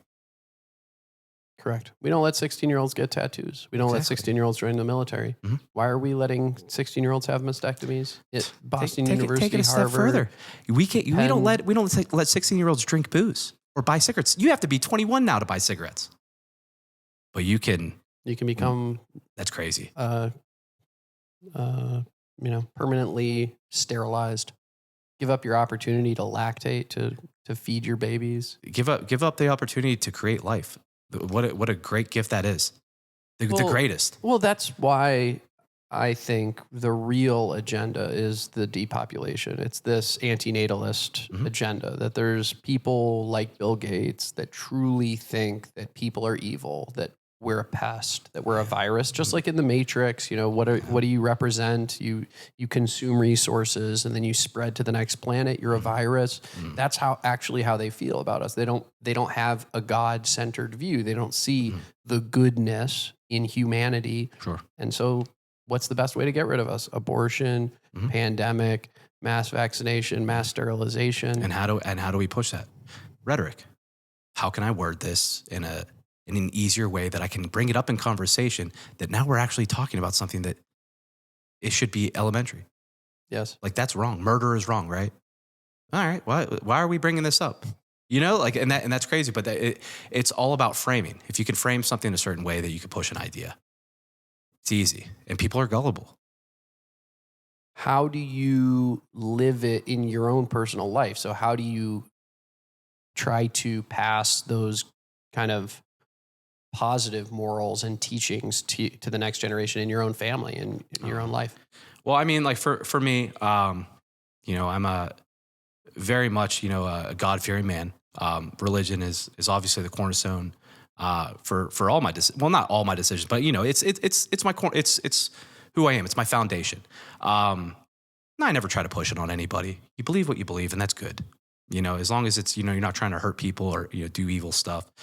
Do you? But how I do it, I start simple, man. I think everything is a building block. I have 3 kids. One is about to be 5 and the 2 are about to be 3. And I start small. please and thank you. Sitting at the dinner table together, no phones, no iPad. I actually got rid of the iPad, believe it or not. My wife and I did. Saying grace, being thankful, showing gratitude. Hey, this food in here, this isn't guaranteed. Nothing is guaranteed in this world. Giving thanks. Thank you, Lord, for, and stuff like that. And with the kids, I'll say about that, the iPad, if, I don't know, how old are your kids? My son will be 5 next month. And my daughter's like a year and a half. All right. So we're very similar. Same ballgame. Yeah. Do you do the iPad? Does he have an iPad is the question? Sure. Or does he use it? Does he have one? Does he use it? He doesn't really use it. He hijacks our TV. And good. That's fine. Yeah. I mean, it's okay. I think there's a lot of this. The kid is yelling. The kid is uncomfortable. Stick a screen in front of him. It happens. I'm going to tell you right now, get rid of it. Throw it away. Or give it to somebody, whatever. I notice a substantial change in my son. Wow. We had, and it wasn't an iPad. It was like one of those Amazon Fire tablets, cheap one. Yep, we had one. But I noticed, and I really started to notice, like, he would have these tantrums and stuff. And I'm like, what is going on? Yeah. So I started like just watching what he was doing. Where is he getting this from? And I noticed he'd be on this iPad, whether it be him eating or whatever the case may be. And he's sitting there watching videos. But I noticed that he wasn't watching the video. Yes. It was the next video. And the next video is instant gratification. Yes. And it was immediate. And then when you'd ask him to get off it, or if something wasn't going right immediately, he would freak out. Like, why is this not working the first time right now? And I was like, that's it. I told my wife, I was like, I'm throwing this away. I'm getting rid of it. And she's like, don't throw it away. We'll put it away. We'll hide it for a couple of days or whatever. I'm like, all right. But in my head, I'm like, I'm never giving this back. But I was like, all right, I listened. So she hid it in the closet, and then we started to notice, day or two, then a week or two, and he was just able to, like, his patience skyrocketed, his empathy skyrocketed. He was, playing with the kids, but in a more of a leadership role, as opposed to just being so annoyed that the babies were around him. Yeah. And I'm not saying he's perfect. He's still, will get mad and cry, just like, he's a kid. He's a 4-year-old. But what I had before was completely different. Yeah. Yeah. Well, it's intentional. They're designing this program. The programming is designed to make kids ADHD. I mean, that's really what it is. It's this, marble videos and watching other kids play with toys. That's the weirdest thing in the world to me. So I hate it. That was the stuff that my kid was the most into. And I'm like, we can't have this anymore. Like, there's something demonic about it. It is. And it doesn't feel... It's not natural, too. I remember growing up when you'd play video games, and let's say you're at your older cousin's house or whatever, and you weren't allowed to play. That was like nightmare number one. Yes. You have grown men and women that are paying to watch other people play video games on Twitch. That blows my mind. There's something sexual about it. I think that there's like We're lot of hypersexualized now. Gamers are like attractive young women who, whether or not they're good at the video game, there's something kind about of irrelevant. Like exactly. You're kind of like having this pseudo sexual experience watching this person play these video games or whatever they're doing. You can make the same argument with OnlyFans. There's like a hint of sexuality there. But again, I think this comes back to the antinatalist piece. It comes back to this depopulation piece. It's the same thing with pornography, right? Mm-hmm.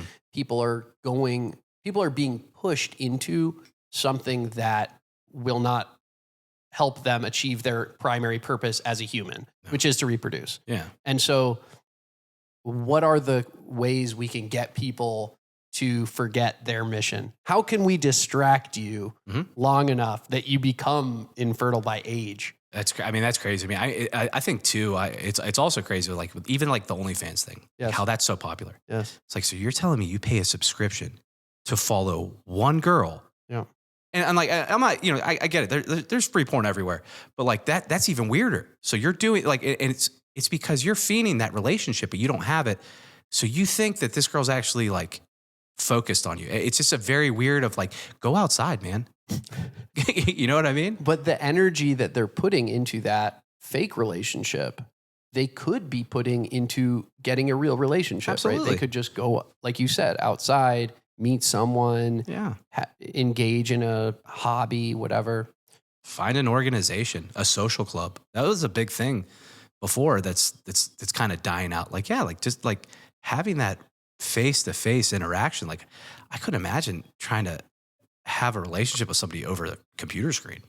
What were your thoughts since you had actually worked at Bagram when Biden gave it back to the Afghanis? No, I wasn't over there when that No, but I'm saying you had actually worked there. You know what Bagram meant to the American military. You know what it was. How did you feel when the biggest airbase over there? How did you feel when you saw Biden say, give it back? Forget about Bagram. You can have it. Why? It was pointless. What we did over there meant nothing. That's what it felt like. That's what it felt like. When you just said give it back, it was just like, why? What was the point of even going over there then? You know what I mean? And that's how it truly felt. I remember watching the videos, and I haven't been real vocal about that. But I remember watching as, you know, the enemy comes over and there's just TVs and just taking everything. Our military weapons, we never do that. We never Humvees. did. Everything. 100 Humvees. Flying helicopters. Remember, they're like, they don't know how to fly. Sure. That guy's in the air right now. So when you have, I mean, it feels like when somebody, I don't know, breaks into your house and just takes everything. It's just like, if this meant nothing, then like, what does? You know what I mean? I'm sure the Vietnam vets, and I'm sure they've felt that, you know, with everything. Airlifted out of Saigon in 70 or 71. Yeah, it's a gut punch, man. You know, it's for everybody that served, that, you know, especially for those who've lost family members serving over there. Yeah. And I mean, like, and how we did it. It wasn't just doing it. It was how we did it. It was like we were running. It's like we are the most dominant military force to ever exist. Like, if you really let that sink in, the most dominant of all time. And we did that. I don't know, man. Yeah. Yeah. But, you know, I'm not a politician. I don't know why you would make that decision, but for sure it's complicated. And I guess the opposing viewpoint would be something like Trump promised to end the war in Afghanistan, but never was able to deliver. But it's how you do it. You know, I can have meet the end state both ways, but if I do one way in a more noble fashion, more dominant fashion, and then I'm okay with said decision. If I do it like a bitch, then no, you know. But yeah, I mean, he's great. Do you think that, I mean, what do you really think when you see people actively promoting Biden, saying they're excited to vote for this person? Is this somebody who is completely blind? They can't tell that this man is no longer capable of reason, of thought, of speaking two sentences. Are they hoodwinked? I think, like, I understand a lot of people aren't excited about each candidate. I think that the people that are saying they're excited, they're either, one, just completely lying, or two, they just hate Trump that much. And I don't understand why. I mean, I will say, anytime we have a president, I never want that president to fail, because if he fails, we fail. Yes. I would never want, like, I don't want Biden to fail. It's frustrating to see what's happening, but it ain't working. It's not correct. Not something that I'm proud of. Not something I'm happy with. I mean, everything costs way more than it should. Immigration is a joke. You name it. I mean, even with the protests now. I mean, I still can't believe the anti. I mean, just the Jewish hate, man. Like, we just had the Tree of Life happen, and we went from that to having these young kids, whether they know what they're saying or not, but it's what you're saying is so egregious. I felt terrible. I was parking at Market Square, and I heard, for the first time in my entire life, I've heard it on social media 100 times, but I never heard it out loud. And when I pulled up in that little parking spot across, kind of next to where the parking garage is at Market Square, and I could hear it so loud from the river to the sea, Palestine will be free over and over again. And I heard it and I couldn't believe it was in my city. I couldn't believe it because to me, Pittsburgh is the second most Jewish city in America. Squirrel Hill. I mean, after New York, it's New York City and then Pittsburgh. Mm-hmm. And my Jewish roots here go back. Mm-hmm. I mean, my Jewish family settled on the north side in 1920. Dude, I mean, look at just World War I, World War II. Yeah, And they fought. And they fought in World War every II. Every time. I have in my unit now, I have a captain. He's Jewish as well. Yeah. Lives in Squirrel Hill. Yeah. I can only imagine how he feels with that. Now, he's not very vocal about it, but like, man, it hurts to see that because it's like, this dude's still serving. And it's like, we got to hear this from, these, I don't want to say just because he's college kids, but I mean, it's insane. I think it too, especially, being in America when we have, the gay population as accepted and embraced as it is. And it's, you have like the Queers for Palestine. It's like, chickens for KFC. Yeah, it's insane. It's like, how, like, nah. I saw one meme maybe today. It was like drag brunch in Pittsburgh, and it was like a drag brunch, and then it was like drag brunch in Gaza, and it was homosexual being pulled with chains from the back of a motorcycle. It's great. I mean, and that's real life. It's crazy. But I don't want to see stuff like that. But it's no. I'm not going to advocate. I'm not going to advocate for it though either. You know what I mean? Like I guess that's the.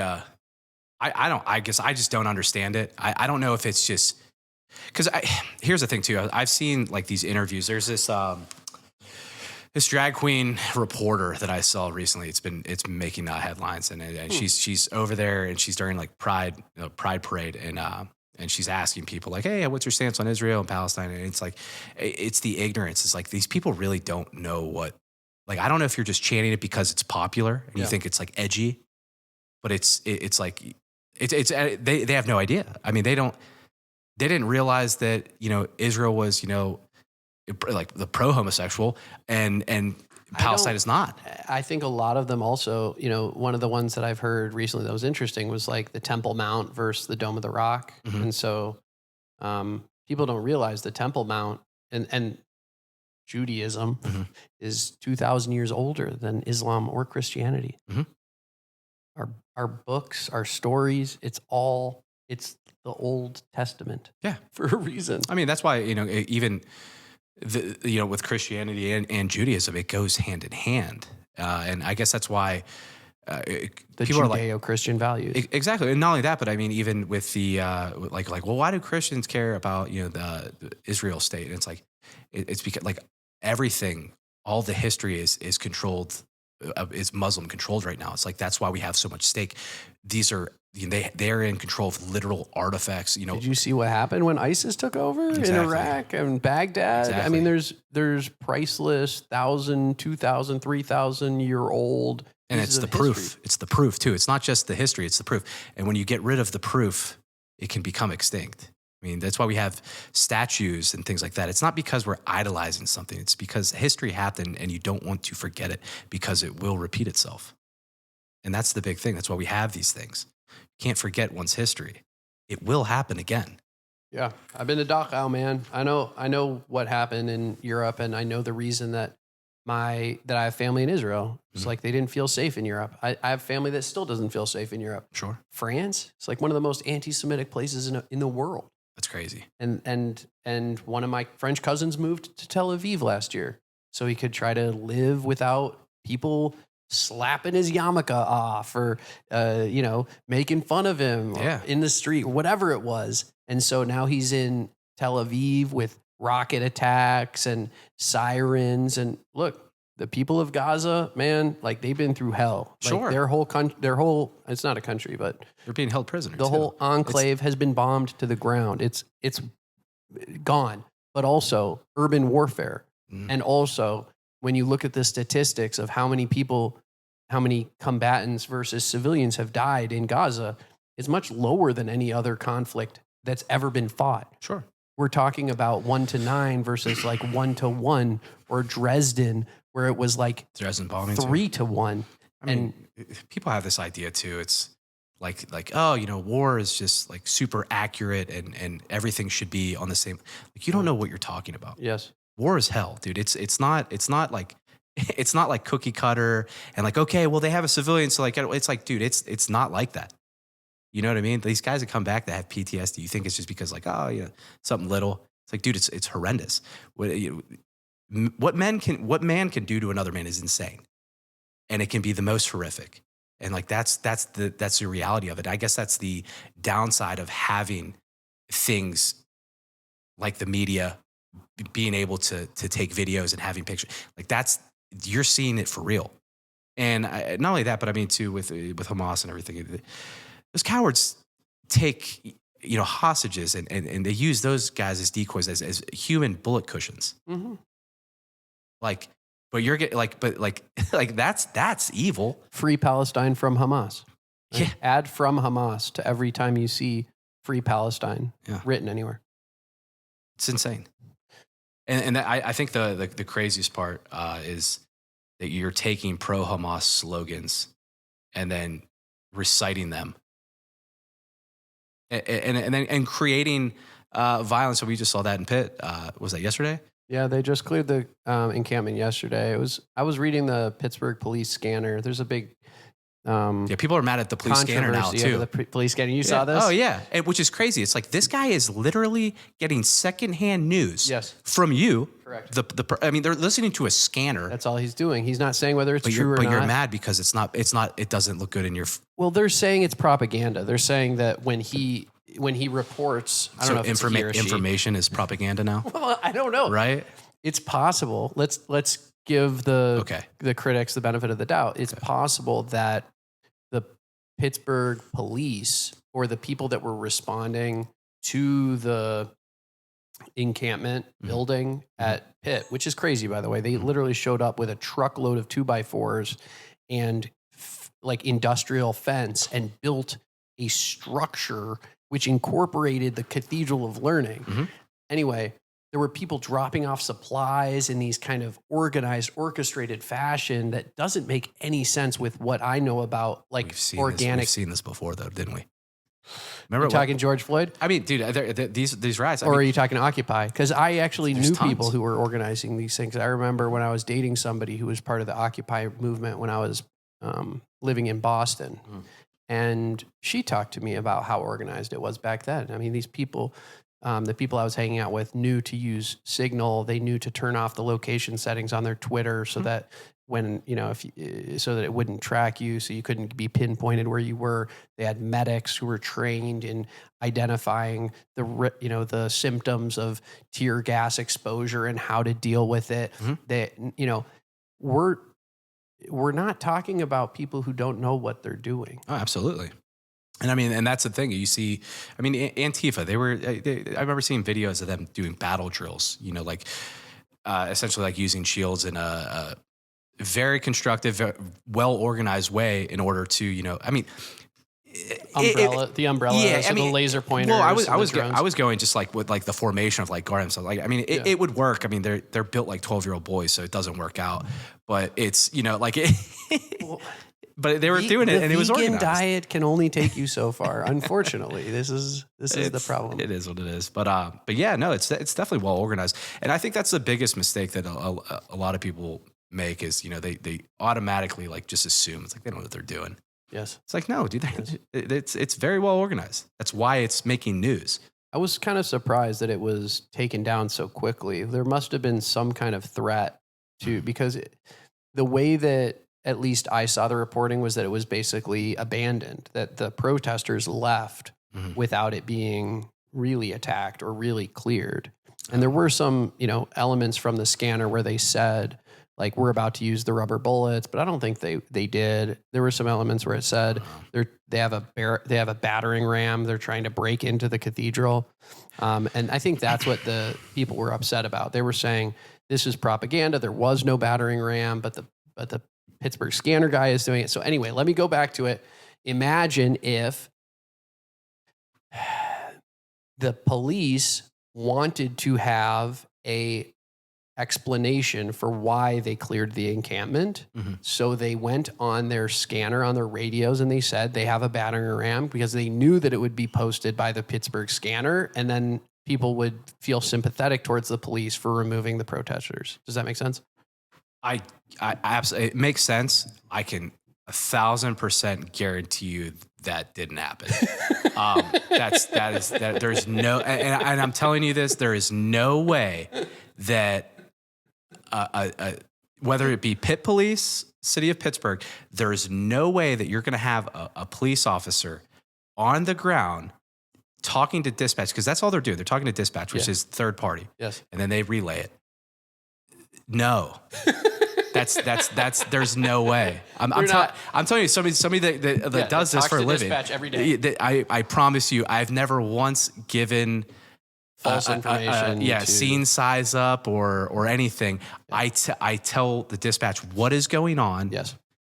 All the the who, what, where, when, why, so that they can relay that to my chain of command, so that the chain of command can make a solid choice or a move. That's the whole purpose of this. No one's doing this for a political state. Like, I'm trying to tell you what's going on so that I don't get hurt, or that if we need more officers, this is why, or this is getting out of control, we need help. Right. Like that's. What do you think about January 6th? You talked about the Capitol. Remember, you were like, I could be going to protect the Capitol, but you weren't talking about becoming a Capitol policeman. No. So with what I was talking about, when I was with that Air Defense Artillery Unit, the DC mission is it was SHORAD, the unit I was in, which is different than what we did in Afghanistan. But what we were trained to do before we did the Afghanistan mission, which is the CRAM mission. SHORAD is short range air defense. So we have Avengers, and what an Avenger is a Humvee that has rockets, rocket launchers, etc. Like a SAM site? Yes. Yeah, surface to air missile. Yeah. So what it does is it has missiles on each side, and it's basically like anti-helicopter. That makes sense. You know what I mean? That's what it primarily is for, like the Russian, because they're, so it's basically like for that.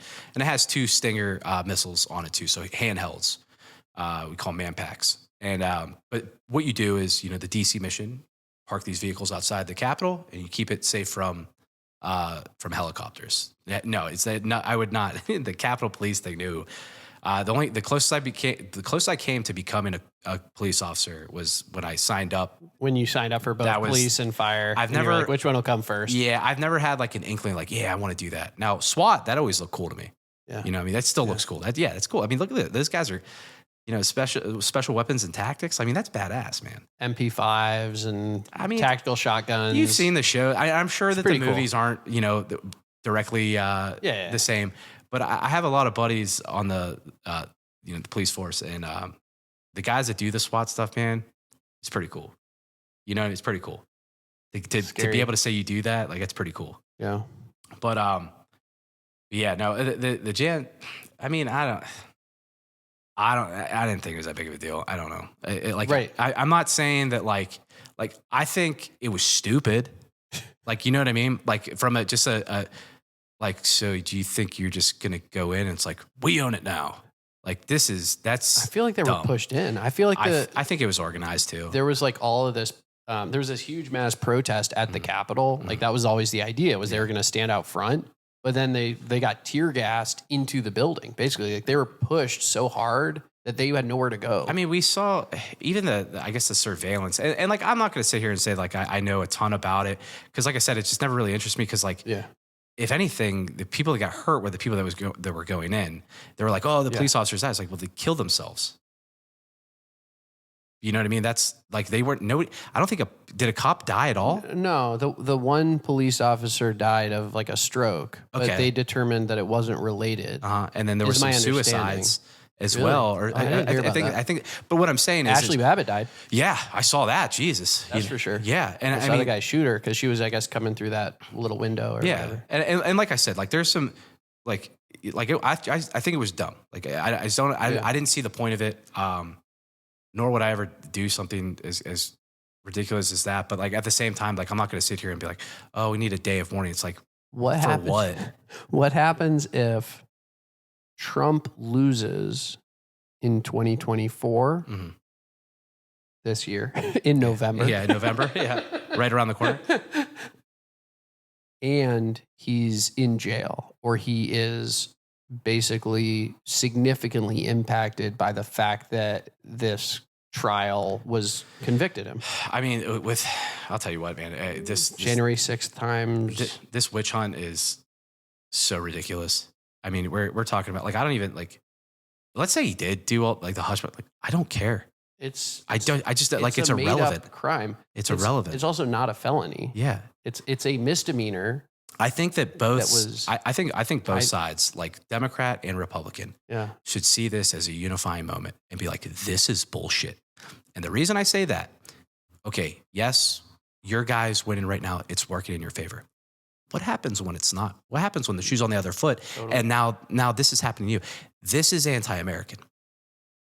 I heard it from like some of the, like one of the sharks, somebody who's on the Shark Tank Okay. was talking about how the guy with the bald guy. I know exactly what you're talking about. Mr. Wonderful. He's talking about how this indicates that America is no longer a safe place financially and that people should take their money out. That basically anybody who they want to get, they can't get at this point. There's just nothing that they won't manufacture. If you are an enemy of the state, they will find a way to prosecute you. And that is, you're seeing it happen.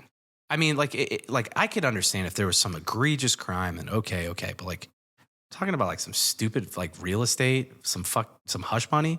It was a Frankenstein case. They like cobbled together. Yeah, and it's ridiculous. And then you appoint finance. everybody that hates them, and it's like, how did we get here? But he was convicted by a jury of his peers. He was. 12 people decided he was guilty. Yeah. 12 human beings, Mhm. individual humans. Mhm. Not one of them said there's not enough evidence. It's crazy. And like that to me, like I said, it's just now. I think there's a backlash to it. I think you just made him more popular. Same with the mugshot. 100%. I mean, people are going nuts right now. People are buying shirts like the mugshot. Like, dude, this dude's awesome. I mean, Well, look listen, at you with the Frank Sinatra. How, you like that? Like, old blue eyes? Oh, it's amazing. Yeah, I got Maryland over there too. Yeah. The portraiture is really dope. Yeah, Is I got that Pittsburgher? Oh, yeah. Julie Juice over at Ice 9 Tattoo in the South Side. Wow. She is phenomenal. Yeah, those are crazy. It's I'm wild how like detailed and accurate they look, even with the size. Like I usually feel like you have to have something like full chest in order to look that correct. And I'm telling you right now, like it's, especially like something as detailed. When because I got Marilyn Monroe first. Yeah. I was like, this is going to take forever, to be so precise. I'm telling, She bangs them out fast, but accurate. I mean, black and gray, but still like what, 5 hours each? 2 maybe. She's crazy. She's crazy good. Listen, she's got skills, and she does all my tattoos. I'm also very good friends with her husband Daryl. Cool, solid guy. He does the Jolly Roger Inc., which is connected. Nice. But yeah, she's phenomenal. She's just a really good person, and she's been doing my tattoos better part of a decade. Yeah, she's great. So nice. A good shout out for her. What's the name of the shop again? Ice 9? Ice 9. Ice 9 in Southside. What's the story of the shirt? Send lawyers, guns, and money. There's actually a song. You ever heard that song? What is it? It's I'm blanking on the name, maybe because I'm put on the spot. It's called Lawyers, Guns, and Money. It's Lawyers, guns, and money. Okay. It's like, I want to say like it's an older song, classic rock. But yeah, it's I actually got this shirt. It's clothing company's called Omerta. Okay. Like the mafia, Omerta, Code of Silence. They're really big with the no tattletaling, stuff like that. Like, very anti-pedophile type of stuff. Like very, like hardcore.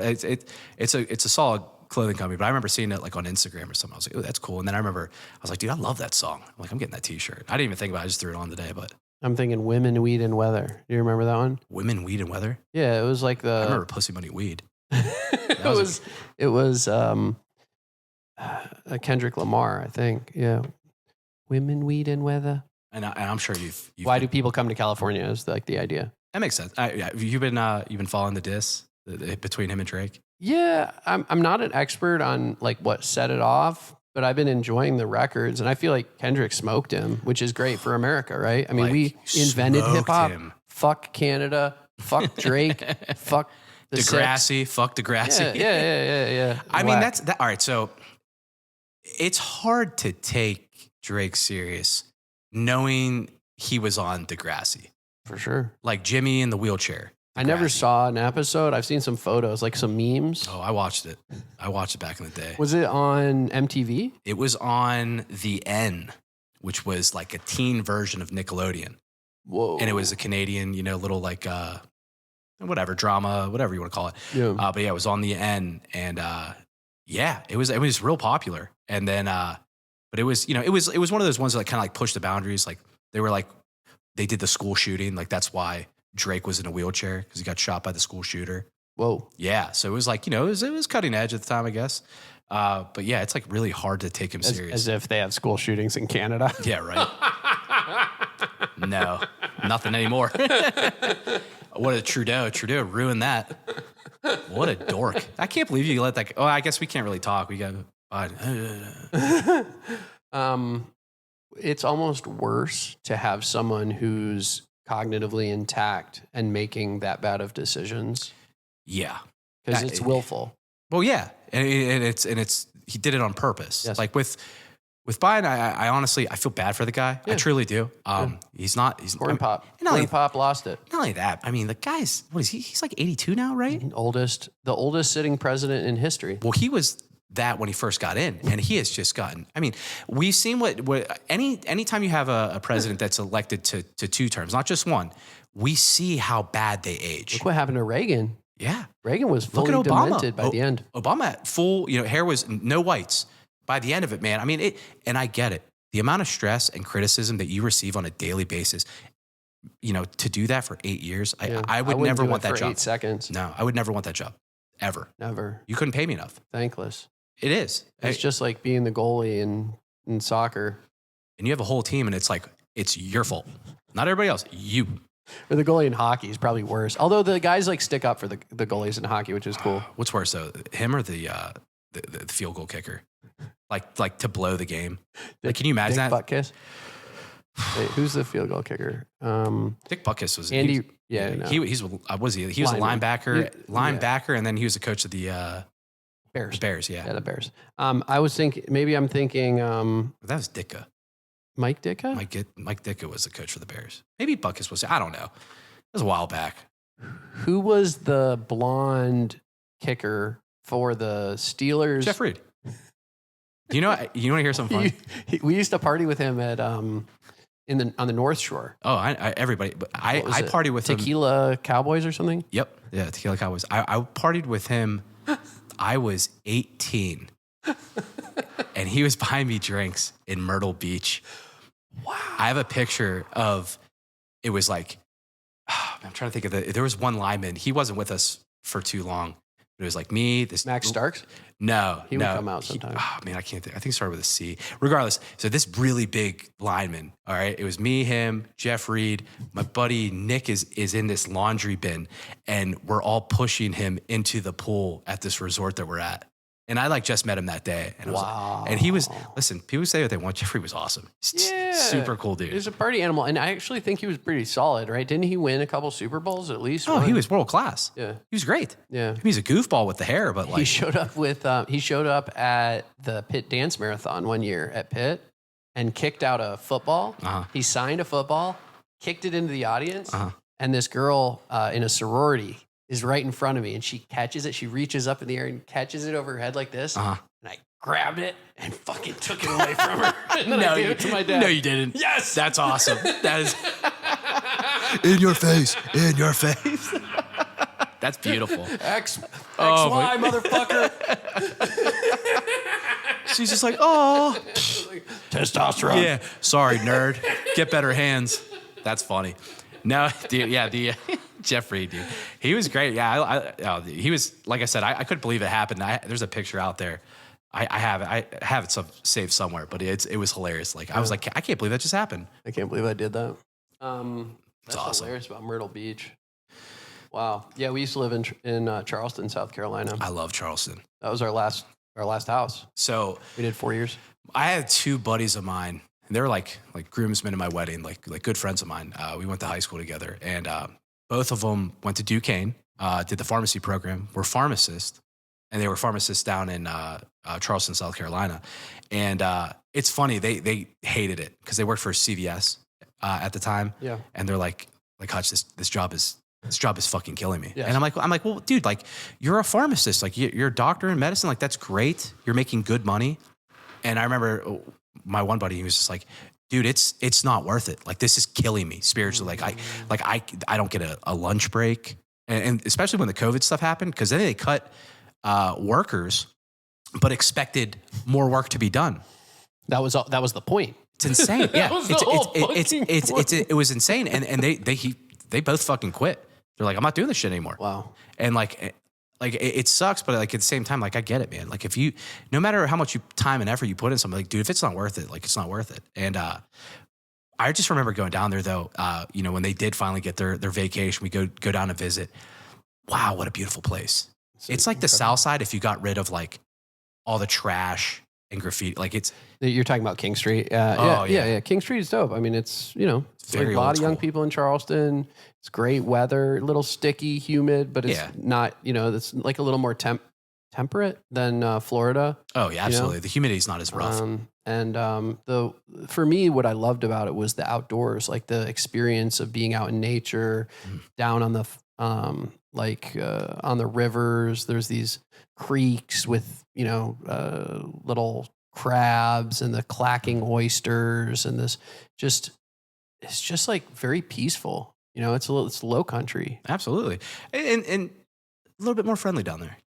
People are just nice. And like I said, it's clean, it's well taken care of. I mean, how can you not be happy? You're at the beach. Exactly. Folly Beach for me, that was when I knew I could live there. I was like, like I might be able to do this. And then I made it to Folly Beach. I was like, holy shit, yeah, this is home. I had considered it, and I remember running it by my wife.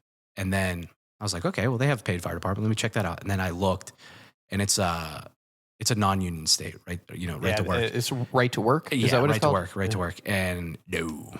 It wasn't going to work. Are you part of a union here? Oh, absolutely. Best union in the world, man. Local one. Shout out, Sean. So, what about there was like a awful fire, catastrophe in Charleston. It was like the Charleston 8. Yeah. That was I believe it was, I don't know if it was a furniture store. Yes. I believe it was. Yes. Yeah, man. Do you talk about it when you're training and like talk about the history of when things go wrong and how and how to prevent it? Yeah. We try to, you brought up Sean, buddy, Sean O'Leary. He's an awesome guy. Dude, how did he get so huge? Last time I saw him, he looked like a refrigerator. Oh my God, he's gonna love this. No, dude, the guy on like 100 pounds. Sean is one of the hardest working dudes I've ever met. He's one of those cats that he takes the lifting, working out, eating healthy serious. He takes the job serious. He's a member of our union, and like the big ups and. But anyway, so everything he does it with passion. He busts his ass. He cares. Like it's not like he doesn't do anything for money. He doesn't do anything for clout, anything. He does it literally for the betterment of the organization that he's a part of. And I mean, the guy sets the standard for it. And he's phenomenal. So I mean, even with like the working out, if he's working out. Dead set. He's going at it. You know what I mean? He doesn't stop. He's also lieutenant on the job. He works cool. We work on the same line, but we're at different houses. So he's at 15, I'm at 16. But yeah, I was actually, before I got promoted, he was actually my lieutenant for some time when we were at 8. But yeah, the guy saw it. I've had a decent amount of fires with him. And I mean, the guys, wow, you're good. Like if we're together and stuff like it's almost fun. You know what I mean? Like it's good work with him. But yeah, huge shout out to him, man. He's been my friend for a long time now. He's definitely a true brother for sure. It's awesome, man. Absolutely. So cool. What do you think like the downsides of the job are? Like what's the part that you wish could be better and it's a tough that you'd one. fix? I don't think there. I mean, like I know for like for the positive side, like our union, it really is phenomenal. Yeah. Our leadership is well run. They bust their ass to make sure that we're taken care of. And, whether that be financially, just, able to have a decent life for the time and effort that we put in. The only negatives I could say, I mean, yeah, sleep deprivation, because you're on call, you're there. People are like, oh, that's great. You get to sleep at the firehouse or something. It's like, yeah, until you call us. Like we're there 24 hours. Like, so you have, so that we can get there in a like right away within minutes. And, Yes. But I mean, other than that, man, I don't have too many complaints. This job's great. Like I said, we get to help the people. People love us, having us around. Gives me purpose, and I like that. And it's for the good, you know what I mean? And that's really what it's about. I don't know, not too many negatives. And it's kind of crazy to say, but like off the top of my head, like there's nothing that, I guess the time away from home. Because it really is like a full day. You miss whatever's going on. Yeah, we work 24 hours. Putting your kids to bed, waking your kids up, whatever it is. Like you're not going to be there. Yeah, I mean, you sacrifice a lot of time, especially if you like work overtime like I do.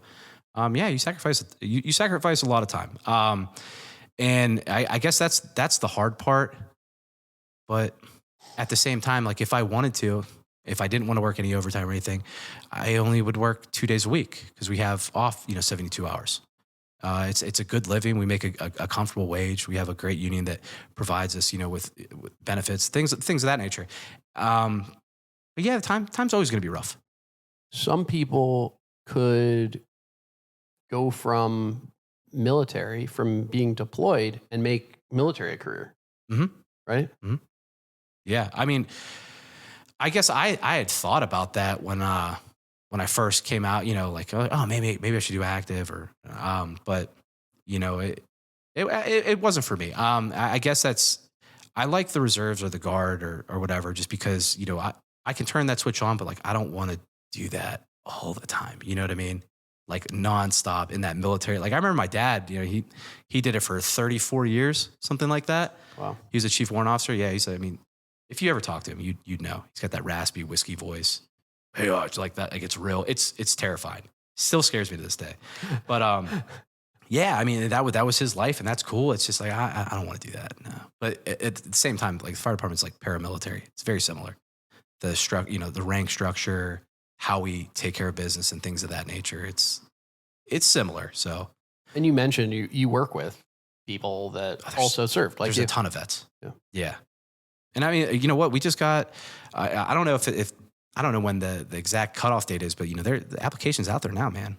I highly recommend if you're looking at wanting to fulfill something in your life, you want to help people out, man. Highly recommend. Good pension. Fantastic. Yeah.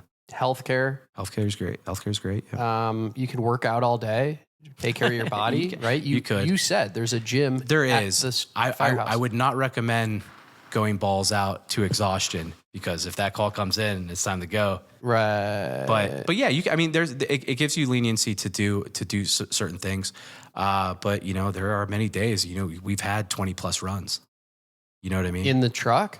Oh, in the engine, absolutely. Absolutely. I think we did it. We were doing like a statistic the one time. We were looking at the overall stats for the year and number 8 in East Liberty. And there's like number 8's really busy. Number 4 is really busy. 10. But anyways, we were doing like on average, I think we ran about it was like 20 to 21 runs a day on average. That sounds insane. I guess most of them are averaging less than an hour then. Something like that. Depends. You're showing up. And Depends. We've had some that have lasted hours. Yeah. Hours. I mean, we had not that long ago, there was a person threatening to jump from a crane. Fuck. Yeah, he did.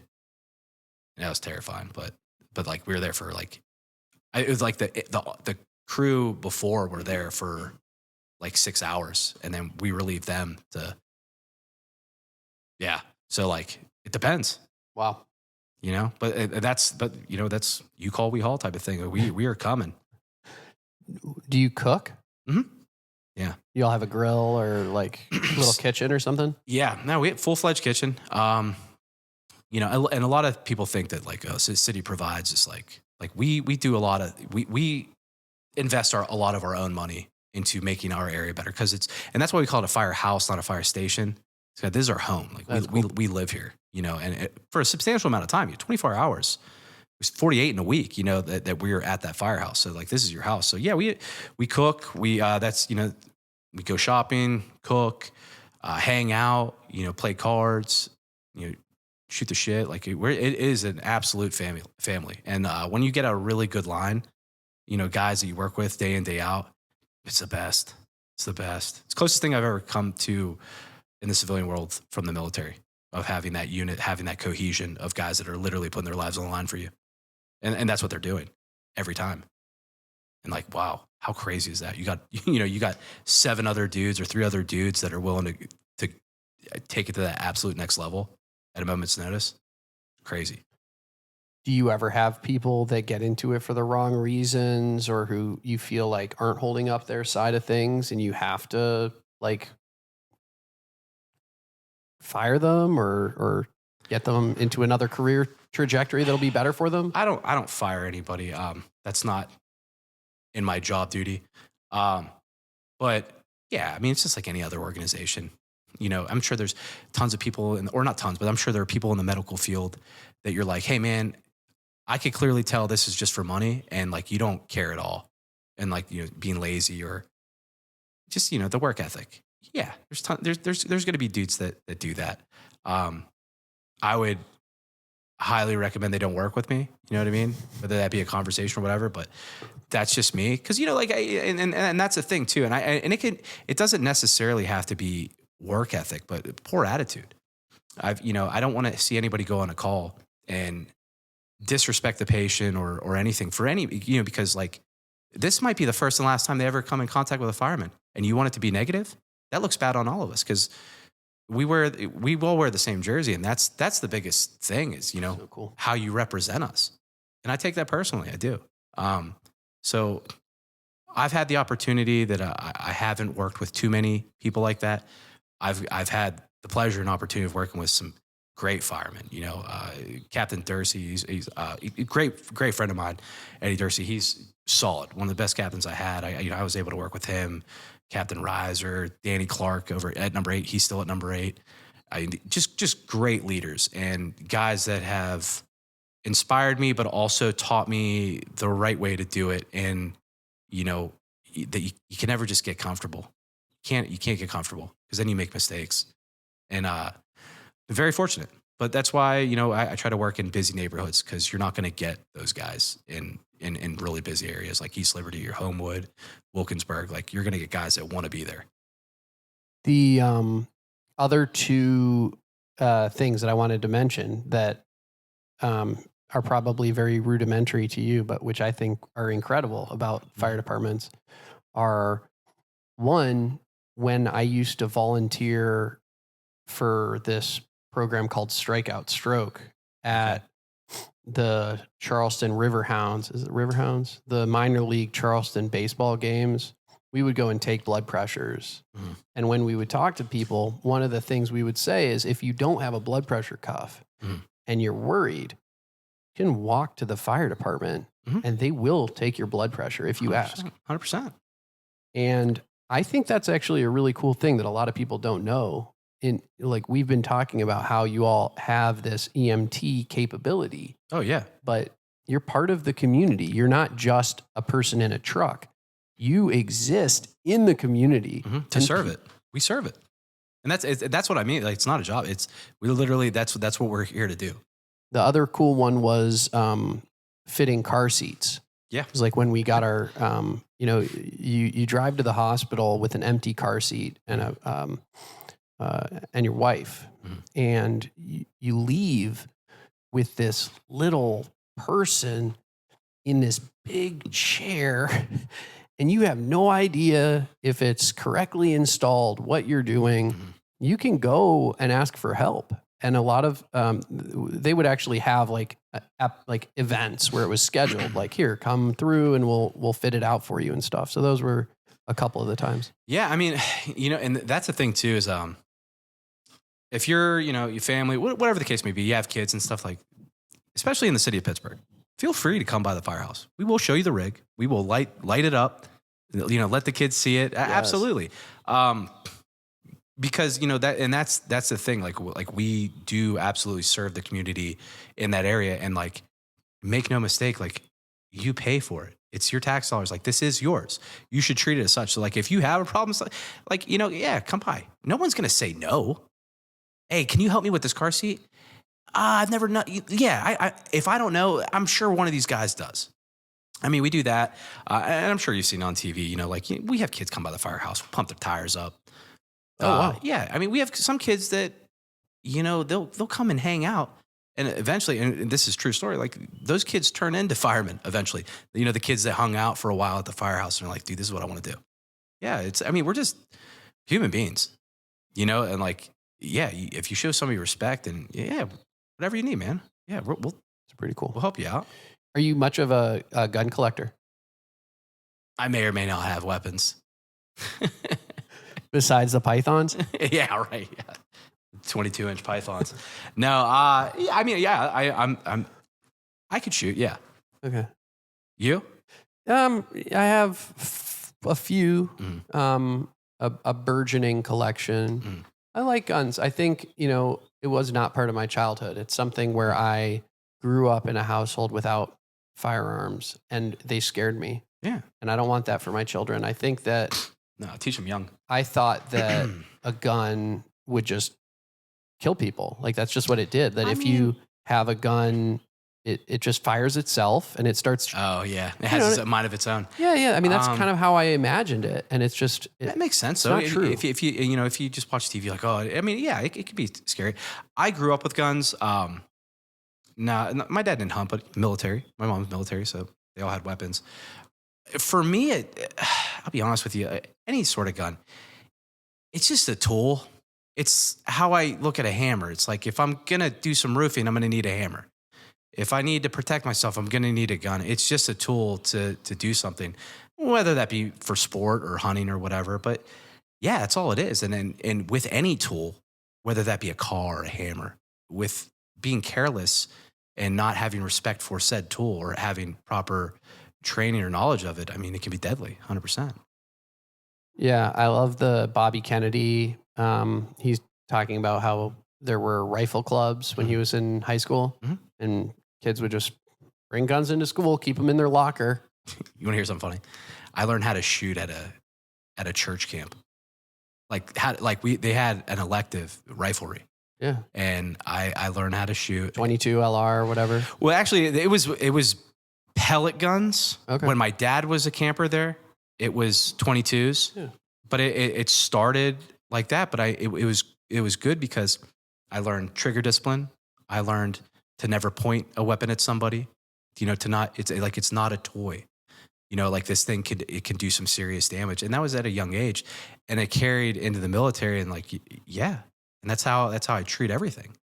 But yeah, it shouldn't be, nothing should scare you. Nothing is scary if you have training in it, or if you know what you're doing, or, you have safety in it. It shouldn't. Cause honestly, that your vehicle outside, my vehicle outside, can be way more deadly than a pistol in this house. Absolutely. That could do serious damage comparatively. We've seen it. I mean, I like to, again, go to the comparison with Europe and the US. Mm-hmm. They don't have ready access to guns. Mm-hmm. So they drive a truck through the Christmas market. Mm-hmm.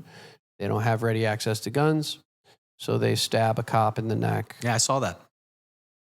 And I mean, if you want to do damage, you'll find a way. Yeah, evil people will. 100%. There's no law that can stamp out evil. Yeah. The only way to do that is to raise your kids right and to pray hard. Absolutely. I think that right. I think that's the biggest thing, and we've gotten so far from that. I mean, regardless of your religion, it's that moral compass to value life. And I don't know where. Well, I mean, I know where we fell. We took God out of school completely. But yeah, I think that's why we're in the conundrum that we're at, because now we're questioning what is right and wrong. And like we said it in the beginning of this podcast, you know, when you start taking away the most elementary, the most easy thing to understand, you leave the door open for hell. And it's happening. That we can't even, come on, we can't understand what's a woman or not. We can't even define it without making a circular argument. Matt Walsh. Oh, it's fantastic. Yeah. It's What hilarious. is a Woman? It's so true. Very worth a watch if you all haven't seen it. But I mean, and that's the thing. And it's just, again, if you can't have, 1 + 1 is 2, how can we, there's building blocks for everything. If we can't have a shared understanding of what's right or wrong, how are we ever supposed to have a conversation about anything? I mean, it makes no sense, but that's where we're at. And I think that's because we've gotten away from that, and away from God, and just again that moral compass. And we've seen it, and the whole, you were talking about the pornographic, like how we have such a large fascination with that, and it's just so readily available, and that's another reason why I'm not for the whole having kids having iPhones. That's insane to me. My sister go ahead. I was gonna say my sister got one for my nephew. My nephew's 9. And I told her, I was like, you're crazy. And she's like, why? And from a very, honest, she's like, well, why? And then I'm like, he's going to be 10, 11, 12 soon. Do you know what goes through a young man's mind, especially when he has access to the things that he potentially does?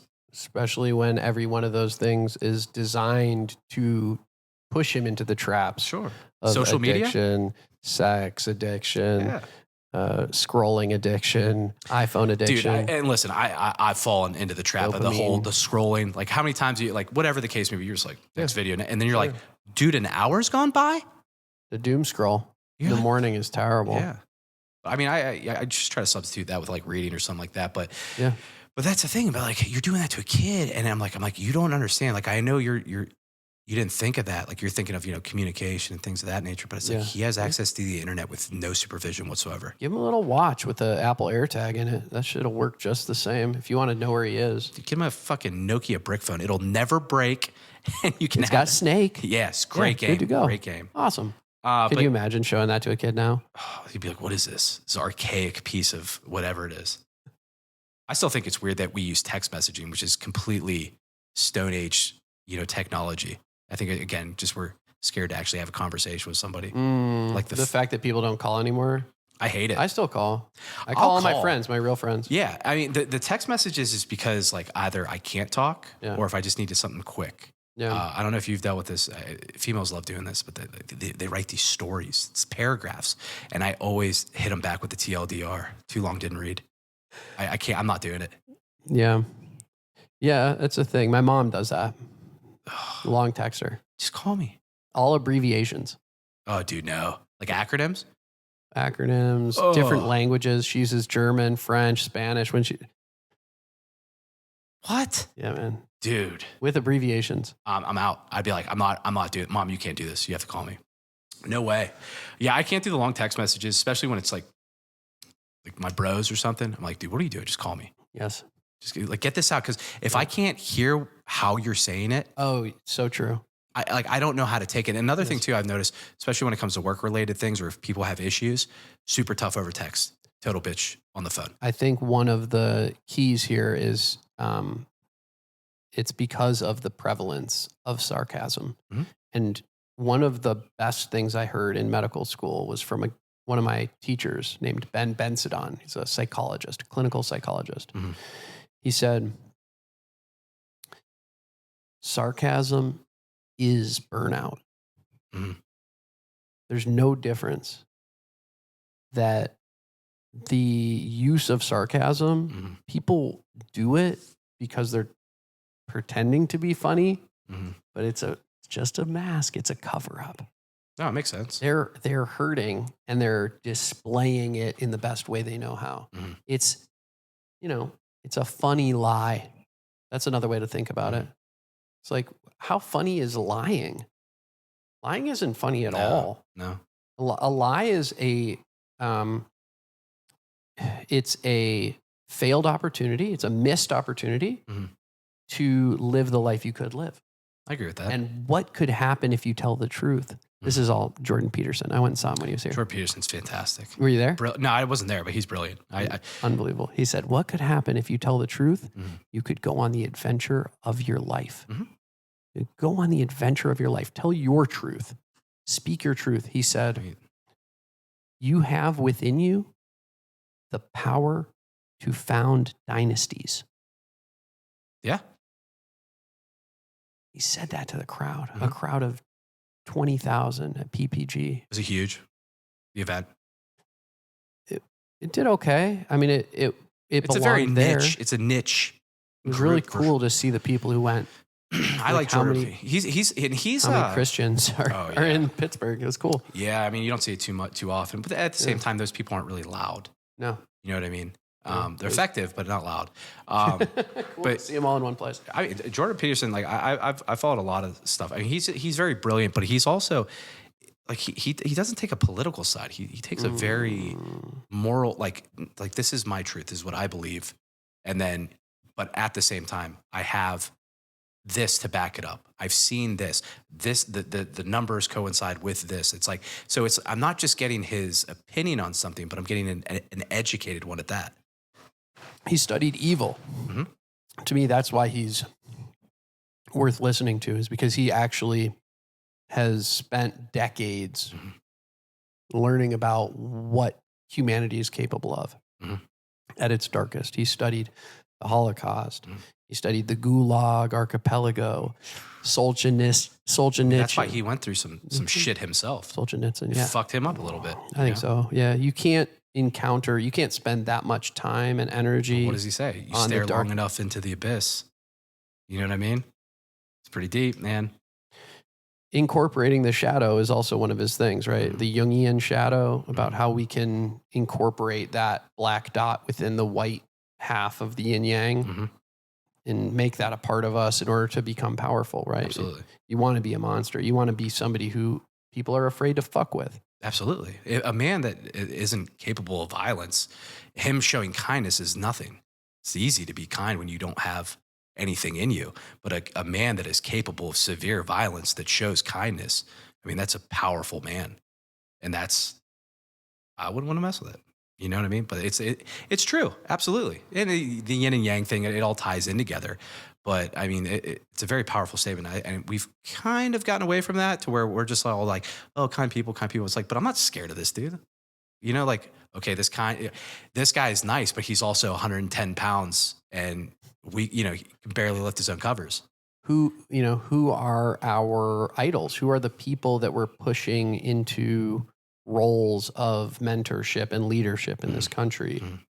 Who are the people that you look to as... For me? Yeah. Who are the people that you've looked up to through your life? My dad at first, well, I mean, always, he was the first, and, I've always looked up to him, just, from what he's done and with what he's got. I've always looked up to him very much so. When it comes to like celebrities or things like that, and let me throw my mom in that too, by the way. Always look at my mom is awesome. If you ever met her, she's phenomenal.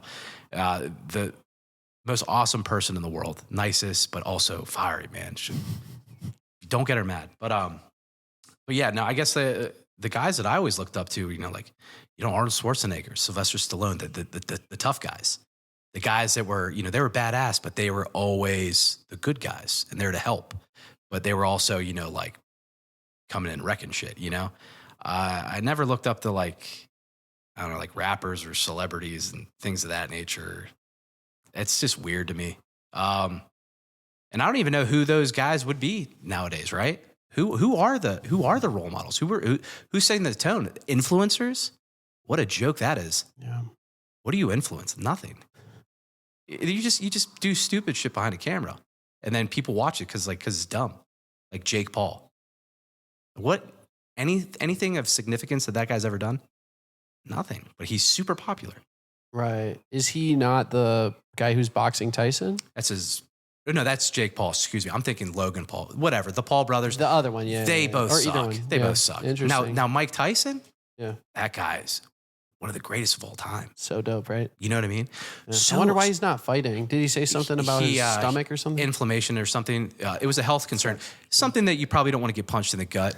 You know what I mean? Like, especially, you know. Have a Harry Houdini. Yeah. And then, you know, I could assume, especially like with the audience and the popularity surrounding the fight, like, you don't want to have something like that hanging over your head. Like, that's why you lost. Yeah. And then using it as an excuse. Cause, you know, he's not an excuse guy. Like, yeah. I mean, Mike Tyson's top. I mean, that's my favorite boxer of all time. I love Mike Tyson. His podcast and stuff's actually like, you like listen to this guy. It's like, dude, this dude's. He's deep. He's seen some shit. Yeah. Been through some shit. I would never want to get on his bad side. Oh my God. Can you imagine that?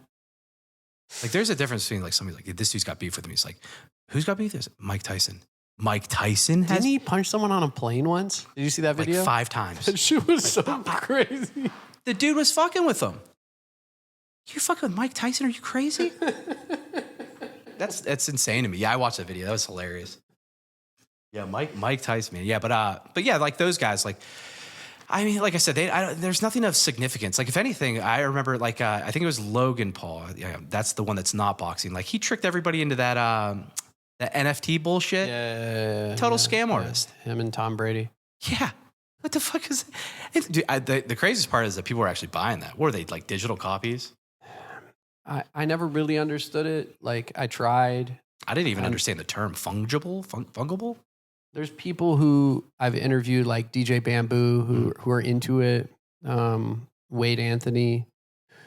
For me, art is tangible. It's concrete. And that's one of the things that makes it so interesting and special, is that it is one of one. I get it. Absolutely. If it's on the blockchain, then you can do a thing to prove that you were the real owner. But like, once it's on the internet, anybody can own it, right? Copy and paste, man. Yeah. So I don't know. Yeah, it's on a screen. That's it just never made any sense. But I guess that's where, just to take us back to what I was saying, is like who are today's heroes? Who are those guys? I don't know. Yeah. What about Andrew Tate? He's maybe somebody to some people. He's a Jordan Peterson. Jordan Peterson's great. I'm not saying Andrew Tate's just a little over the top. Yeah. You know what I mean? Because like he takes it. Some of the stuff he says is correct and, you know, accurate, him and his brother. But sometimes I feel like, I don't know if he's trolling or whatever, but it's like you're going overboard with this. Yeah. You know what I mean? Because like there's a difference between being masculine and, top G, whatever you want to call it. But there's also a place where it's like, bro, but we're not trying to treat women like shit. Like, that's insane. Like, you're talking about our mothers, our sisters, you know, wives. Like, that's not. I didn't get that part. I haven't heard those quotes. But what about Bobby Kennedy? He's somebody to look up to. You talk that's running right now. 70-year-old dude's 50 in shape. push-ups, Are you 50 kidding me? pull-ups. I love hearing him talk. Yep. I like his background. I don't like his voice very much. His voice, dude. I was just gonna say it. I tried to watch the Joe Rogan. Killer, right? I couldn't do it or listen. It hurts so to listen upsetting. to. It's a neurological disorder, spasmodic dysphonia, laryngeal dystonia. But I feel bad, but I can't. It's really tough. It's tough to get through. Makes it hard. Yeah. It does. You know, to go into the yogic kind of chakra explanation. Yeah. The voice is the throat chakra here. And if I remember correctly, it's blue. There's a color for it. I don't remember the name of the chakra, but the Ayurvedic explanation for a laryngeal dystonia, whatever his voice does, would be a blockage there, right? It would be like there's something keeping you from telling your story. Sounds like it. From telling your truth. It sounds painful. Yeah. You know what I mean? Like, it sounds like you when you have that dry, like, it's just like nothing's doing it. And like, it's just blocked, right? It's tough. You can't project or something. So that's hard. It's hard to be a leader with that issue. Was there anything else you wanted to talk about or anything we didn't cover? No, man, I think we hit a lot of stuff. I'm just real thankful that, I got the call to come do this stuff. It's cool. I like to, talk, you shoot the shit, and podcast stuff's pretty fun. Thank you so much for having me. Definitely huge shout out to Chad. Chad definitely set it up. Like I said, man, Ari Gold 412. Ari Gold 412. Now he's an awesome dude. And he's phenomenal friend. You know what I mean? Yeah, he's great. So, definitely thank you for having me. Thanks, Chad, for hooking it up. And yeah, maybe in the future, do this again. It's a good time. We got plenty more meat on the bone. There's plenty of problems in this world we can get into. Absolutely. Thanks for doing it, Hutch. Thank you so much.